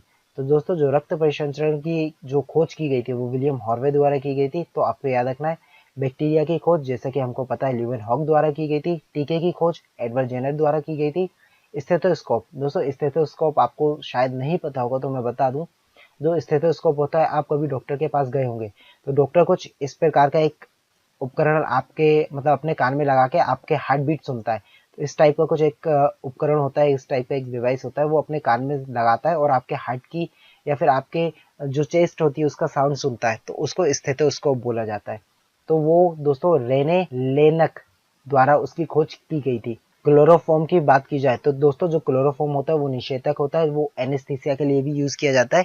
अगर आपने देखा हुआ, कभी आपने मूवी में देखा हुआ कि कपड़े पे एक लिक्विड डालते हैं और उसको किसी को भी सुंघा देते हैं। मेनली आपने किडनैप वाले सीन में देखा होगा। तो उससे जो जिसको हम लोग वो कपड़ा सुंघाते हैं या फिर किडनैपर जिसको वो कपड़ा सुंघाते हैं वो बेहोश हो जाता है। तो उसमें क्लोरोफॉर्म का यूज किया जाता है। गवर्नमेंट द्वारा ये बैन किया गया है, तो आपको ये भी याद रखना है। तो इसको जेम्स स्पिमसन द्वारा इसकी खोज की गई थी। दोस्तों रेबीज के टीके की बात की जाए तो जो लुईस पोस्टर थे उन्होंने इसकी खोज की थी। और दोस्तों रेबीज को एक और नाम से जाना जाता है, वो है हाइड्रोफोबिया। क्योंकि आपको पता है जो रेबीज होता है वो पागल कुत्ते के काटने से के कारण होता है। और दोस्तों उसमें जो मनुष्य होता है अगर उसका ट्रीटमेंट ना किया जाए या फिर उसको रेबीज का टीका ना लगाया जाए तो उसको पानी से डर लगने लगता है और काफ़ी समस्या होती है, इसलिए उसको हाइड्रोफोबिया भी कहा जाता है। तो हाइड्रोफोबिया यानी पानी से डर लगना। तो आपको याद रखना है रेबीज के टीके की खोज की थी लुईस पोस्टर ने, और लुईस पोस्टर ने एक और चीज़ की थी जैसा कि मैंने पहले बताया, इन्होंने पोस्चराइजेशन के बारे में बताया, यानी इन्होंने एक विधि का निर्माण किया, यानी विधि बताई जिसमें हम लोग दूध को काफ़ी लंबे समय, दूध या फिर अन्य खाद्य पदार्थों को काफ़ी लंबे समय तक संरक्षित करके रख सकते हैं। इन्होंने दूध को लगभग 62 डिग्री सेल्सियस पर गर्म किया और उसको सडन ठंडा कर लिया। उसमें उसके कारण जो उसमें जो बैक्टीरिया या फिर वायरस होते हैं वो हीट के कारण नष्ट हो जाते हैं। और कुष्ठ रोग रोगाणुओं का जो बताया था वो हैंसन ने बताया था। हैजा रोग रॉबर्ट कोच द्वारा बताया गया था। दोस्तों जो रॉबर्ट कोच थे इन्होंने एक और रोग की थी तपेदिक। तपेदिक यानी जो आप टीवी सुनते होंगे ट्यूबरकुलोसिस, उसका भी रॉबर्ट कोच द्वारा बताया गया था। मलेरिया के रोगाणुओं की बात की जाए तो जो चार्ल्स लोवेरान होता है उन्होंने की थी। और दोस्तों इसके सिवा मैं आपको बता दूं तपेदिक, अगर किसी को टाइफाइड होता है यानी किसी को मोती झरा होता है तो दोस्तों उसमें क्या होता है, अगर आपको मोती झरा बहुत टाइम से या फिर आपको बहुत टाइम से बुखार आ रहा है या फिर आपको बहुत ज़्यादा टाइम से आपको टाइफाइड है, हड्डी बुखार है, तो दोस्तों अगर आप उसका सही से ट्रीटमेंट नहीं लेते तो वो कुछ दिनों में जाके वो टीबी का रूप ले लेता है, फिर आपको टीबी का इलाज चलेगा। डिप्थीरिया के रोगाणुओं की बात की जाए तो दोस्तों इसकी खोज की गई थी क्लेबस द्वारा एवं बजनिक द्वारा। तो आपको याद रखना है दोस्तों एस्प्रिन की खोज, आपने नाम सुना होगा, एस्प्रिन आपने खाई होगी कई बार, जो सर दुखता है उसमें खाई जाती थी। तो उसकी खोज ड्रेसर द्वारा की गई थी, लेकिन अब एस्प्रिन का यूज नहीं करते। विषाणु विज्ञान की खोज आपको पता है कि जो इवानोवस्की होते हैं उनके द्वारा की गई थी, और उन्हीं के साथ वजनिक द्वारा भी इसका पता लगाया गया था। विटामिन की जो की गई थी हॉपकिंस द्वारा की गई थी। मेनली अगर आप कहीं कुछ और बुक में पढ़ेंगे तो आपको फंक भी नाम देखने को मिल सकता है, तो आप फंक या फिर हॉपकिंस दोनों याद रखिए। कोई एक ही ऑप्शन आपके एग्जाम में आपको मिलेगा, या तो आपको फंक मिलेगा या फिर आपको जो ऑप्शन मिलेगा वो हॉपकिंस मिलेगा।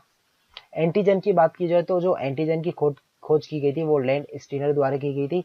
जैसा कि मैंने बताया जो एंटीजन होता है वो भी ब्लड में पाया जाता है। लास्ट वीडियो में मैंने आपको बताया था कि ब्लड से रिलेटिव अगर कोई भी क्वेश्चन आए और आपको वहां पे कार्ल लैंड स्टीनर का नाम दिख जाए तो आप आंख बंद करके इनका नाम लगा सकते हैं। इंसुलिन की खोज की गई थी वो वेटिंग वेस्ट द्वारा की गई थी, और इंसुलिन के जो टीके की या फिर इंसुलिन की जो दवाई भी बनाई गई थी उसकी खोज भी बेटिंग द्वारा की गई थी। तो आपको ये भी याद रखना है। पेनिसिलिन की जो खोज की गई थी वो अलेक्जेंडर फ्लेमिंग द्वारा की गई थी, आपको ये भी याद रखना है। डीडीटी की खोज की गई थी पॉल मूलर द्वारा की गई थी, ये भी याद रखना है। और दोस्तों वहीं पे अगर हम लोग आर एच कारक की बात की जाए तो मैंने आपको बताया जो आर एच कारक यानी जो आर एच फैक्टर होगा उसकी भी जो खोज की गई थी वो कार्ल लेन स्टीनर द्वारा की गई थी। इसका नाम आर एच इसलिए किया गया है क्योंकि एक रिसेस नामक बंदर पे इसकी की गई थी, तो उसकी स्पेलिंग आप देखेंगे तो वो आर एच से स्टार्ट होती है, इसलिए इसको आर एच फैक्टर कहा जाता है। और जैसे मैंने बताया ब्लड का कुछ भी आए तो कार्ल लेन स्टीनर लगा सकते हैं। स्टेप्टोमाइसिन की खोज की बात की जाए तो सेलमैन एवं वॉक्समैन ने की थी। दोस्तों जो स्टेप्टोमाइसिन होता है मेनली जो टीबी के जो भी पेशेंट होते हैं जब उनका टीबी बहुत ज़्यादा बिगड़ जाता है, यानी जो ट्यूबरकुलोसिस यानी जो तपेदिक होता है बहुत ज़्यादा बिगड़ जाता है, तो उस केस में उनको स्ट्रेप्टोमाइसिन इंजेक्शन या स्ट्रेप्टोमाइसिन दवा भी दी जाती है। किडनी मशीन यानी जो डायलिसिस मशीन होती है उसकी जो किया गया था वो कॉल्फ द्वारा किया गया था। हाइड्रोफोबिया चिकित्सा जैसा कि मैंने आपको बताया जो हाइड्रोफोबिया होता है वो लुइस पास्चर द्वारा किया गया था। होम्योपैथी चिकित्सा की गई थी वो हैनीमैन द्वारा की गई थी, तो ये भी आपको याद रखना है, कई बार पूछा जा चुका है। पोलियो के टीके की खोज की गई थी जोनस साल्क द्वारा की गई थी। बट दोस्तों आपको याद रखना है कि यहाँ पे पोलियो के टीके की बात की जा रही है। अगर टीके की खोज की बात की जाए तो आपको लगाना है जेनर ने की थी। पोलियो के टीके की बात की जाए तो आपको बताना है कि जो जोनस साल्क होते हैं उनके द्वारा की गई थी। अगर पोलियो के ड्रॉप की बात की जाए तो आपको बताना है जो एल्बर्ट सेबिन होती है उनके द्वारा इसकी खोज की गई थी। एल्बर्ट सेबिन, आपको इनका नाम भी याद रखना है। गर्भ निरोधक गोली की बात की जाए तो जो की गई थी उसकी खोज पिनकस द्वारा की गई थी। आपने नाम भी सुना होगा कि जो गर्भ निरोधक गोलियां जो पिल्स होती हैं, आप पिल्स मतलब जो उसका फर्स्ट वर्ड है जो पी और यहाँ पे जो पिनकस है आप उससे थोड़ा सा मैच करके आप उसको भी याद कर सकते हैं। हृदय प्रत्यारोपण की बात की जाए तो शर्ली क्रिश्चियन बनार्ड द्वारा की गई थी, तो आपको ये भी याद रखना है। प्रथम परखनली शिशु की बात की जाए तो स्टेप्टोव एडवर्ड्स द्वारा की गई थी। रक्त समूह की बात की जाए तो मैंने बताया अगर ब्लड का कहीं पे भी आ जाए तो कार्ल लेड स्टीनर आपको लगाना है। आरएनए की बात की जाए तो आर्थर बोर्ग एवं वॉटसन द्वारा की गई थी। तो आपको याद रखना है आर्थर वर्ग। और दोस्तों यह इसके साथ नहीं मिला है, यहाँ पे वाह है, वाह वॉटसन द्वारा की गई थी। वहीं पे डीएनए की बात की जाए तो वॉटसन एवं क्रिक द्वारा की गई थी। और दोस्तों यहीं पे अगर इनके फुल फॉर्म की बात की जाए तो जो आरएनए का फुल फॉर्म होता है आपको याद होना चाहिए, राइबोन्यूक्लिक एसिड होता है इसका फुल फॉर्म। और वहीं पे डीएनए की बात की जाए तो D ribonucleic acid. Antiseptic surgery की बात की जाए तो लिस्टर द्वारा एंटीसेप्टिक सर्जरी की गई थी। अगर दोस्तों क्लोरोक्विन की बात की जाए तो जो क्लोरोक्विन यानी क्विनाइन की खोज की गई थी वो रेबी के द्वारा की गई थी। और दोस्तों क्लोरोक्विन आपको पता नहीं होगा तो मैं बता दूं, जो मलेरिया की दवाई होती है वो इसी के द्वारा बनाई जाती है। उसमें मेनली क्लोरोक्विन होता है या फिर उसमें हाइड्रोक्लोरोक्विन होता है, तो आपको याद भी रखना है। और दोस्तों हाइड्रोक्लोरोक्विन स्टार्टिंग में बहुत चर्चा में था, क्योंकि आपको पता होगा जो कोरोना वायरस है उसमें काफ़ी असरदार दवाई रही है ये। अगर काला ज्वार की चिकित्सा की बात की जाए तो आपको याद रखना है काला ज्वार की है यूएस ब्रह्मचारी। काला ज्वार यूएस ब्रह्मचारी। जेनेटिक कोड की बात की जाए तो हरगोविंद खुराना द्वारा की गई थी, तो ये भी आपको याद रखना है। टेरामाइसिन की बात की जाए तो फिनले द्वारा की गई थी। और वहीं पे अगर टाइफाइड के जीवाणु की बात की जाए तो रोब बर्थ द्वारा की गई थी। वहीं पे अगर हम लोग दोस्तों डायबिटीज की चिकित्सा की बात की जाए तो जैसे मैंने बताया जो बेटिंग है, बेटिंग और बेट्स द्वारा इंसुलिन का पता लगाया गया और उसकी दवाई का पता लगाया गया बेटिंग द्वारा। पित्त बुखार की चिकित्सा का पता लगाया था रीड द्वारा। आपको याद रखना है पित्त बुखार रीड। प्लेग एवं पेचिस का जो पता लगाया था वो कीटा जातो द्वारा लगाया था। आपको याद रखना है प्लेग एवं पेचिस कीटा जातो। बीसीजी के टीके की बात की जाए तो कालमेट द्वारा किया गया था, पूरा नाम यूरिन कालमेट। बेरी बेरी रोग की बात की जाए तो इसकी चिकित्सा का जो पता लगाया था वो आइजैक मैन द्वारा लगाया गया था। मलेरिया परजीवी रोनाल्ड रोस। तो आपको ये कुछ नाम याद रखने। वहीं पे अगर रक्त परिवर्तन की बात की जाए तो मैंने जैसा बताया रक्त की अगर बात आ जाए तो कार्ल लेनस्टीनर। विटामिन ए की बात की जाए तो विटामिन ए की जो खोज की गई थी वो मैकुलन द्वारा की गई थी दोस्तों। वहीं पे अगर विटामिन की बात आ जाए तो मैंने बताया आपको फंक लगा के आना है या फिर हॉपकिंस लगा के आना है। दो ऑप्शन कभी भी सेम नहीं मिलेगा, या तो फंक मिलेगा या तो हॉपकिंस मिलेगा। विटामिन बी की भी मैकुलन द्वारा की गई थी। विटामिन सी की जो खोज की गई थी वो हॉलकट द्वारा की गई थी। और वहीं पे अगर विटामिन डी की बात की जाए तो वो हॉपकिंस द्वारा की गई थी। वहीं पे अगर हम लोग सिफिलिस की चिकित्सा की बात की जाए तो पॉल एरिक द्वारा इसका इलाज किया गया था। तो यहाँ पे दोस्तों ये वीडियो समाप्त हुई। आई होप आपको काफ़ी कुछ जानने को मिला होगा और मैंने आपको डिटेल में बताने का प्रयास किया है। आई होप आपको समझ में आया होगा। वीडियो अच्छी लगी तो मेरे चैनल को सब्सक्राइब कीजिए, लाइक कीजिए, शेयर कीजिए। और दोस्तों जितना भी विविध का पोर्शन होता है उसको अवश्य देखिएगा, सबसे ज़्यादा क्वेश्चन पूछे जाते हैं विविध में से। मिलते हैं दोस्तों नेक्स्ट वीडियो में। जय हिंद। जय हिंद दोस्तों, आप सभी का स्वागत है मेरे इस यूट्यूब चैनल स्टडी क्यों नहीं में। दोस्तों आज मैं आपको बताने वाला हूं कि मनुष्य में कुछ पदार्थों की कमी से होने वाले रोग, यानी कुछ पोषण या फिर न्यूट्रिशंस के कमी से होने वाले रोग बताने वाला हूं। और दोस्तों ये जो मिसलेनियस यानी जो विविध हम लोग कवर कर रहे हैं उसका नवा पार्ट है। आई होप जो पहले 8 पार्ट आए आपने देखे होंगे और आपको पता है सबसे ज़्यादा विविध में से पूछा जाता है। तो शुरू करते हैं दोस्तों विलंब ना करते हुए। उससे पहले मेरे चैनल को सब्सक्राइब कीजिए, लाइक कीजिए, शेयर कीजिए। तो दोस्तों सबसे पहले हम लोग बात करते हैं जीरोपैथेलमिया। तो दोस्तों जो जीरोपैथेलमिया हो जाता है विटामिन ए की कमी के कारण होता है। नेत्र की कॉर्निया का शुष्क हो जाना के कारण होता है। अगले की बात की जाए दोस्तों जो होता है निक्टालोपिया। तो दोस्तों जो निक्टालोपिया होता है विटामिन ए की कमी के कारण हो जाता है और समानतः इसको हम लोग रतौंधी के नाम से जाना जाता है। रतौंधी एक ऐसी डिसीज होती है दोस्तों जिसमें रात में दिखना बंद हो जाता है, रात में अंधेरे में दिखना बंद हो जाता है। कभी कभी इसको नाइट ब्लाइंडनेस भी बोला जाता है। अगर वहीं पे हम लोग क्वाशियोरकर रोग की बात करें तो जो क्वाशियोरकर रोग होता है वो प्रोटीन की कमी के कारण होने वाला एक रोग होता है। वहीं पे अगर दोस्तों हम लोग बेरी बेरी रोग की बात करें तो ये विटामिन बी के कमी के कारण होने वाला एक रोग है। जैसा कि मैंने आपको जब बायोलॉजी कवर की थी उन वीडियो में भी बताया था, आप उन वीडियो को अवश्य देखिएगा। स्कर्वी रोग की बात की जाए तो जो स्कर्वी रोग होता है विटामिन सी के कमी के कारण होता है। और आपको पता है जितने भी खट्टे पदार्थ होते हैं उन सब में विटामिन सी पाया जाता है। रिकेट्स की बात की जाए तो दोस्तों जो रिकेट्स होता है वो बच्चों में विटामिन डी की कमी के कारण होने वाला एक रोग होता है। और इसी के लिए दोस्तों बोला जाता है कि जो बच्चे होते हैं उनको धूप दिखानी चाहिए। और इसी के लिए आपने देखा होगा कि कई जो स्टेट है या फिर सेंट्रल गवर्नमेंट ने बच्चों को धूप में प्रेयर कराने के लिए बोला है कि उनको विटामिन डी की जो भरपूर मात्रा है वो उनको मिल सके। तो आपको याद रखना है जो रिकेट्स है विटामिन डी की कमी के कारण बच्चों में होने वाला रोग है, स्पेशली बच्चों में आपको याद रखना है। अगले अगर रोग की बात की जाए तो जो दोस्तों ऑस्टियोमेलेशिया होता है, जो ऑस्टियोमेलेशिया होता है ये वयस्कों में विटामिन डी की कमी के कारण होने वाला एक रोग है। यानी ये हड्डियों का रोग है। और दोस्तों आपको ये भी याद रखना है कि जो सूर्य होता है उससे हमें विटामिन डी नहीं मिलता, सूर्य की उपस्थिति में हमारी बॉडी विटामिन डी का निर्माण करती है। दोनों चीज में डिफरेंस है, आपको याद रखना है। वहीं पे अगर हम लोग हीमारेजी की बात की जाए तो विटामिन के की कमी के कारण होने वाला एक रक्त स्त्रावी रोग है, तो आपको ये भी याद रखना है।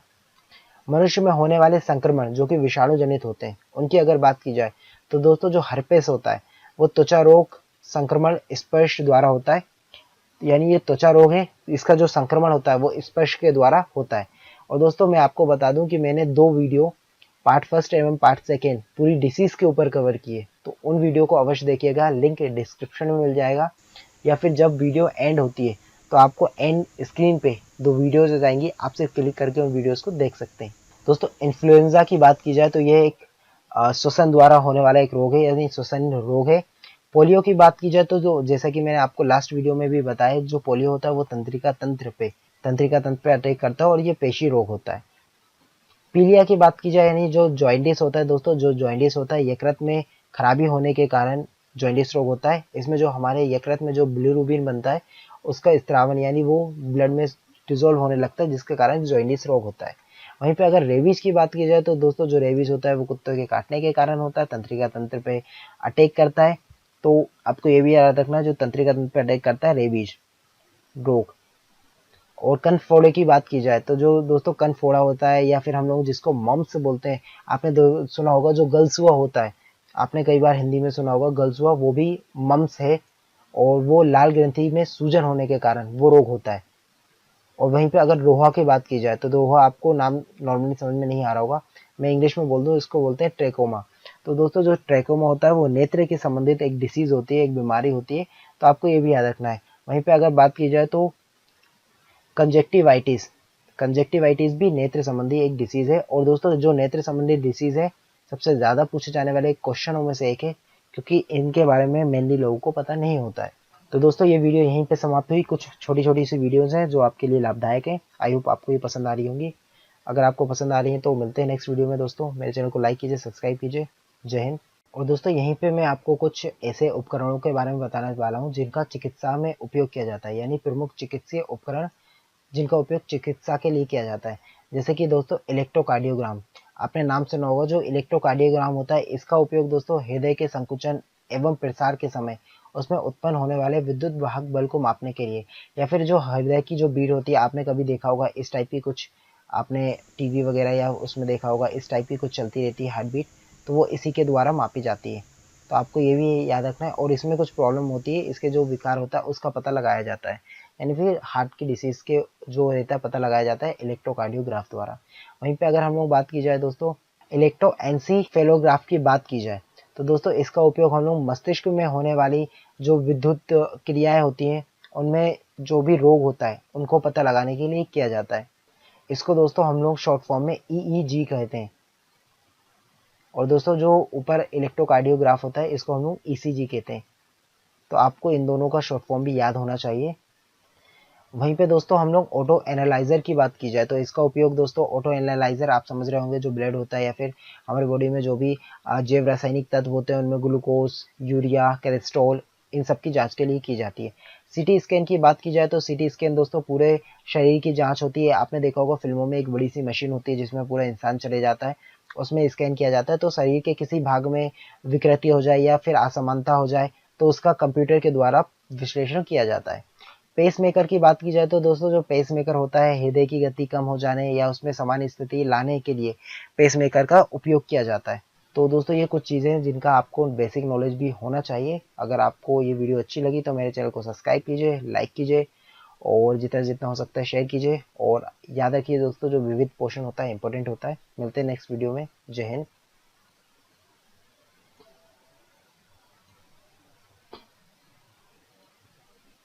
जय हिंद दोस्तों, मेरा नाम है रोहित और आप देख रहे हैं स्टडी क्यों नहीं। दोस्तों यहाँ पे हम लोग जो मिसलेनियस थे उसका हम लोग पार्ट 10 करने वाले हैं। आई होप इससे पहले जो 9 पार्ट आए हैं वो आपने देखे होंगे और आपको पसंद आए होंगे और आपने अपने दोस्तों मित्रों में भी शेयर किए होंगे। तो दोस्तों इस वीडियो में हम लोग करने वाले हैं प्रमुख जीव विज्ञान एवं उनका जो योगदान रहा है विज्ञान में, वो क्या योगदान रहा है उनके बारे में हम लोग पढ़ने वाले हैं और डिटेल्स में हम जानेंगे। और ये वीडियो हो सकता है थोड़ी सी लंबी हो, ज़्यादा लंबी नहीं होगी दोस्तों, 10 से 12 मिनट की वीडियो होगी, बट इसमें आपको काफ़ी महत्वपूर्ण जानकारी मिलेगी। तो दोस्तों शुरू करते हैं। उससे पहले मेरे चैनल को सब्सक्राइब कीजिए, लाइक कीजिए और इस वीडियो को शेयर कर दीजिए। तो शुरू करते हैं दोस्तों अरस्तु की अगर बात की जाए तो जो अरस्तु होते हैं हम लोग जीव विज्ञान का जनक कहते हैं, जंतु विज्ञान का जनक कहते हैं, और आकारिकी का अध्ययन इन्हीं ने किया था सबसे पहले। तो आपको ये चीज़ें याद रखना है। वहीं पे अगर हम लोग एंटोनी वॉन ल्यूवेनहॉक की बात की जाए तो जो दोस्तों ल्यूवेनहॉक थे, इन्होंने बैक्टीरिया की खोज की थी। सबसे पहली चीज़ ये, इसे सूक्ष्म विज्ञान का जनक कहा जाता है। अच्छी गुणवत्ता साधारण लेंसों की सहायता से इन्होंने सबसे पहले सूक्ष्म जीवों को देखा था और उन्हें इन्होंने एनिमाकुल्स कहा था। अगली बात की जाए तो अलेक्जेंडर फ्लेमिंग, इन्होंने पेनिसिलिन की खोज की थी। वहीं पे अगर दोस्तों ये सबसे ज़्यादा पूछा गया, रेलवे में सबसे ज़्यादा पूछा गया स्पेशली। एजी टेंसले की बात की जाए तो इन्होंने इकोसिस्टम शब्द का प्रतिपादन किया था। यहाँ पे याद रखना है, इन्होंने सिर्फ इकोसिस्टम शब्द दिया था, ना कि इकोसिस्टम की परिभाषा या फिर खोज की थी। अल्बर्ट सेबिन की बात की जाए तो दोस्तों जो अल्बर्ट सेबिन है, इन्होंने पोलियो का जो टीका है उसका विकास किया था। आपको याद रखना है, इन्होंने पोलियो के टीके की जो ड्रॉप होती है उसका विकास किया था, जो ड्रॉप थी उसका विकास किया था। तो आपको ये भी याद रखना है। अगर पोलियो के टीके की बात की जाए तो जो जोनस सॉल्क थे, उन्होंने पोलियो के टीके की खोज की थी। यहाँ पे हम लोग बीडल एवं टोटम की बात की जाए तो एक एंजाइम एक रासायनिक प्रतिक्रिया का सिद्धांत का पालन किया था। यानी एक एंजाइम एक पर्टिकुलर एक रासायनिक क्रिया को कंप्लीट करने के लिए जिम्मेदार होता है, ये बीडल एवं टॉटम ने बताया था। अगर बंडा की बात की जाए दोस्तों, जो बंडा थे, इन्होंने माइटोकॉन्ड्रिया का नामकरण किया था। यहाँ पे आपको रखना है दोस्तों याद कि इन्होंने खोज नहीं की थी, इन्होंने सिर्फ नामकरण किया था। यहीं पे अगर हम लोग वटसन की बात की जाए तो दोस्तों जो वटसन होते हैं, इन्होंने आनुवांशिकी जेनेटिक शब्द का प्रतिपादन किया था। यहाँ पे आपको रखना है, इन्होंने प्रतिपादन किया था, ना कि उसके जनक माने जाते हैं। आपको याद रखना है, जो आनुवांशिकी के जनक होते हैं वो जॉन मेंडल को माना जाता है, जो कि एक पादरी थे। बेटिंग एवं वेस्ट की बात की जाए तो दोस्तों जो बेटिंग एंड वेस्ट थे, इन्होंने इंसुलिन हार्मोन को समझाया था, उसके पृथक्करण को बताया था।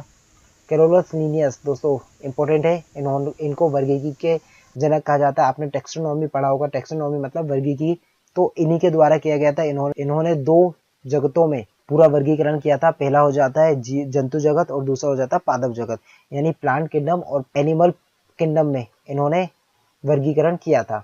और इन्होंने कुछ बुक भी लिखी थी, जैसे कि सिस्टमा नेचर, स्पीस प्लेंटेरम। तो ये इन्होंने कुछ पुस्तक भी लिखी थी और आधुनिक वनस्पति विज्ञान के इनको जनक भी कहा जाता है।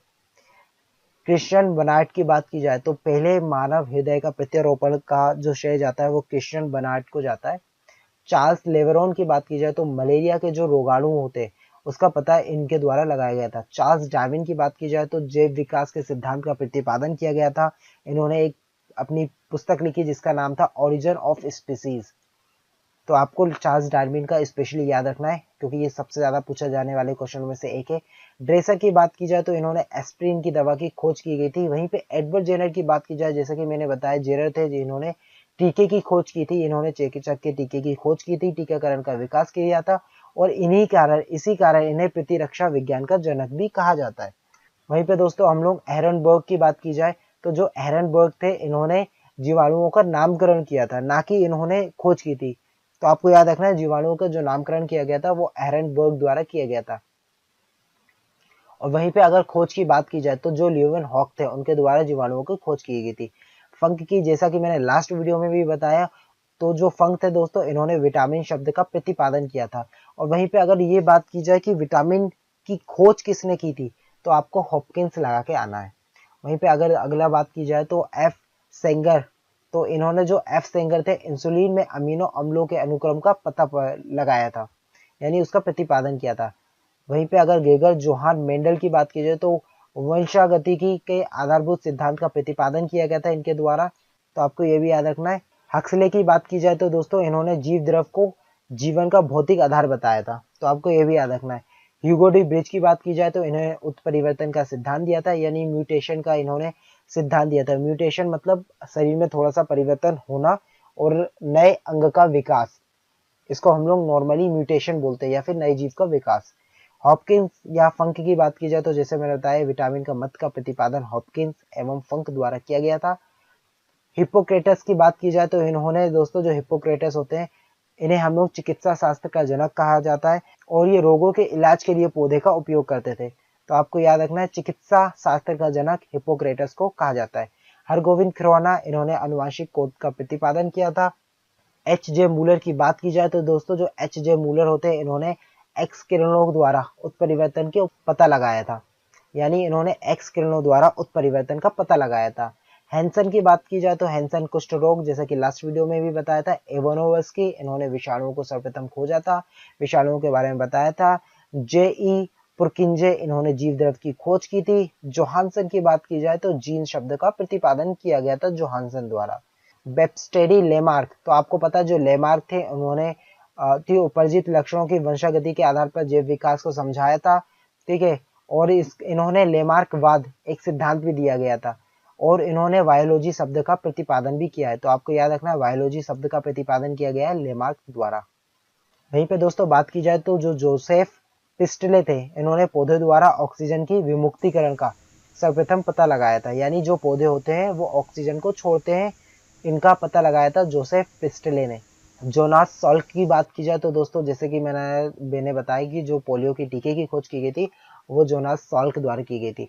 जेम्स सिम्पसन का बताया जाए तो दोस्तों इन्होंने क्लोरोफॉर्म यानी जो निषेधक होता है इसका सबसे पहले पता लगाया था, और इन्होंने बताया था इसका उपयोग हम लोग जो एनेस्थीसिया होता है उसके रूप में भी कर सकते हैं।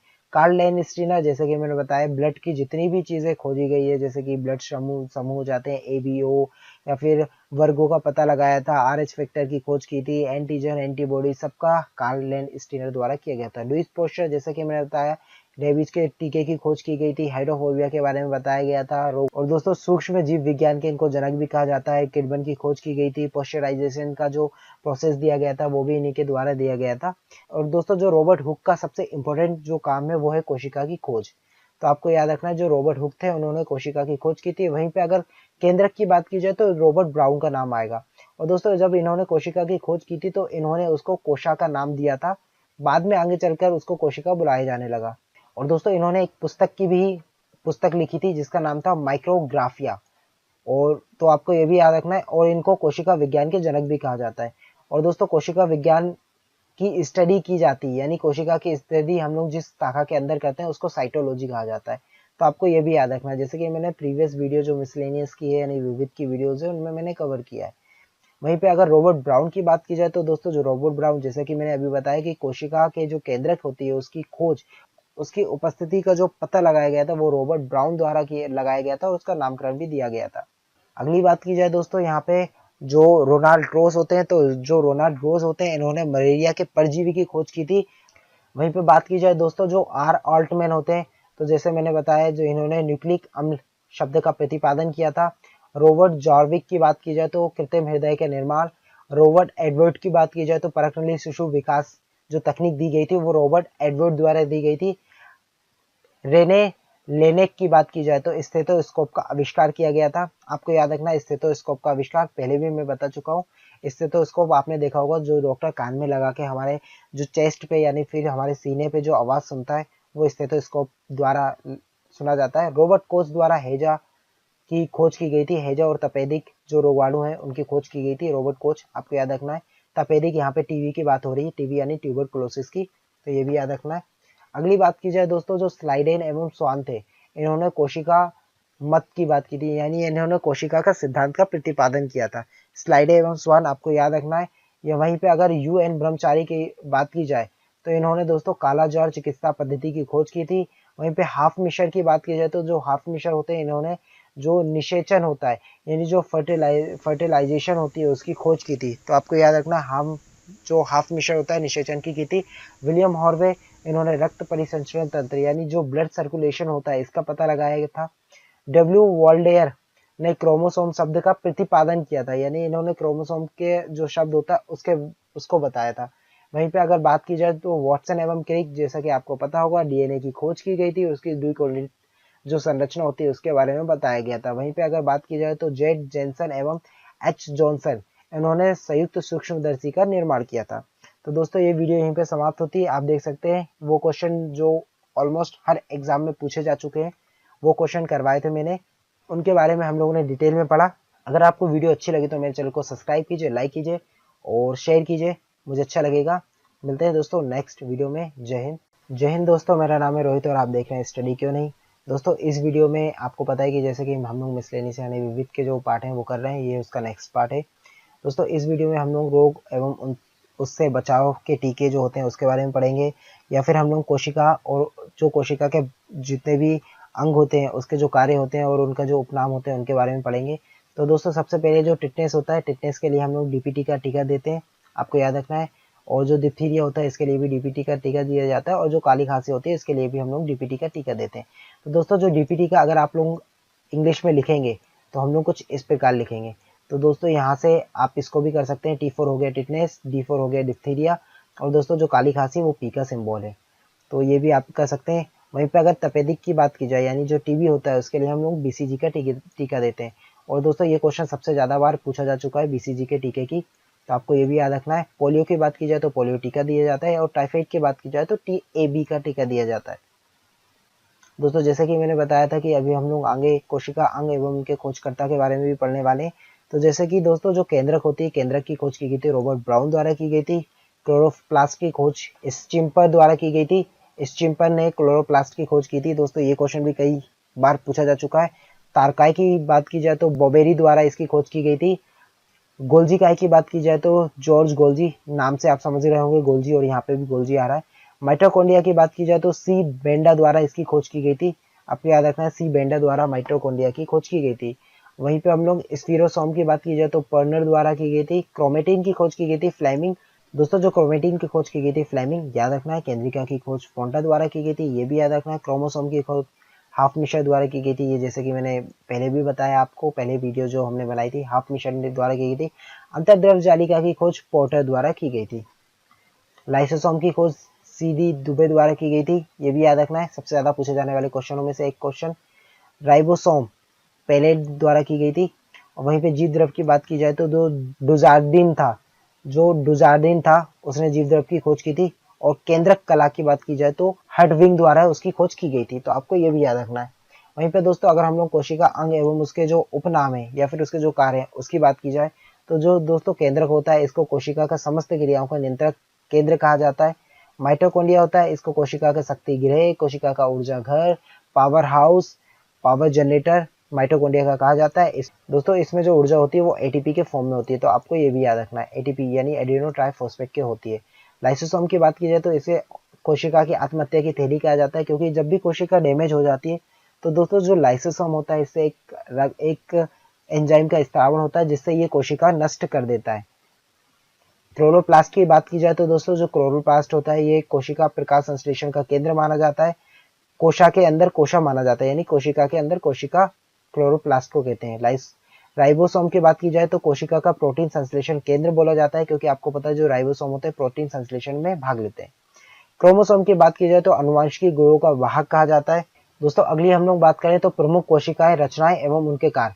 तो दोस्तों जो कोशिका भित्ति होती है कोशिका को निश्चित रूप प्रदान करती है। कोशिका भित्ति जो सबसे भारी लेयर होती है उसको हम लोग कोशिका भित्ति कहते हैं। कोशिका को सूक्ष्म एवं सहारा प्रदान करती है। और दोस्तों ये अर्ध पारगम झिल्ली द्वारा कार्य करती है, जिससे जो मॉलिक्यूल्स होते हैं कुछ पर्टिकुलर मॉलिक्यूल्स वो कोशिका के अंदर एवं बाहर जा सकते हैं। प्लाज्मा मेम्ब्रेन की बात की जाए तो एक कोशिका से दूसरी कोशिका में पदार्थ के अभिगमन पर जो नियंत्रण होता है वो प्लाज्मा मेम्ब्रेन द्वारा होता है, तो ये भी आपको याद रखना है। अंतःप्रदाय जालिका की बात की जाए तो दोस्तों जो अंतःप्रद्रवीय जालिका होती है इसका जो मुख्य कार्य होता है वो कोशिका के भीतर पदार्थों का संचार करना है। यानी जो केंद्रक होता है, आपको पता है जो केंद्रक होता है और केंद्रक से लेकर कोशिका के बीच में जितना भी जो भी संचार होता है पदार्थों का वो अंतःप्रद्रवीय जालिका द्वारा ही होता है।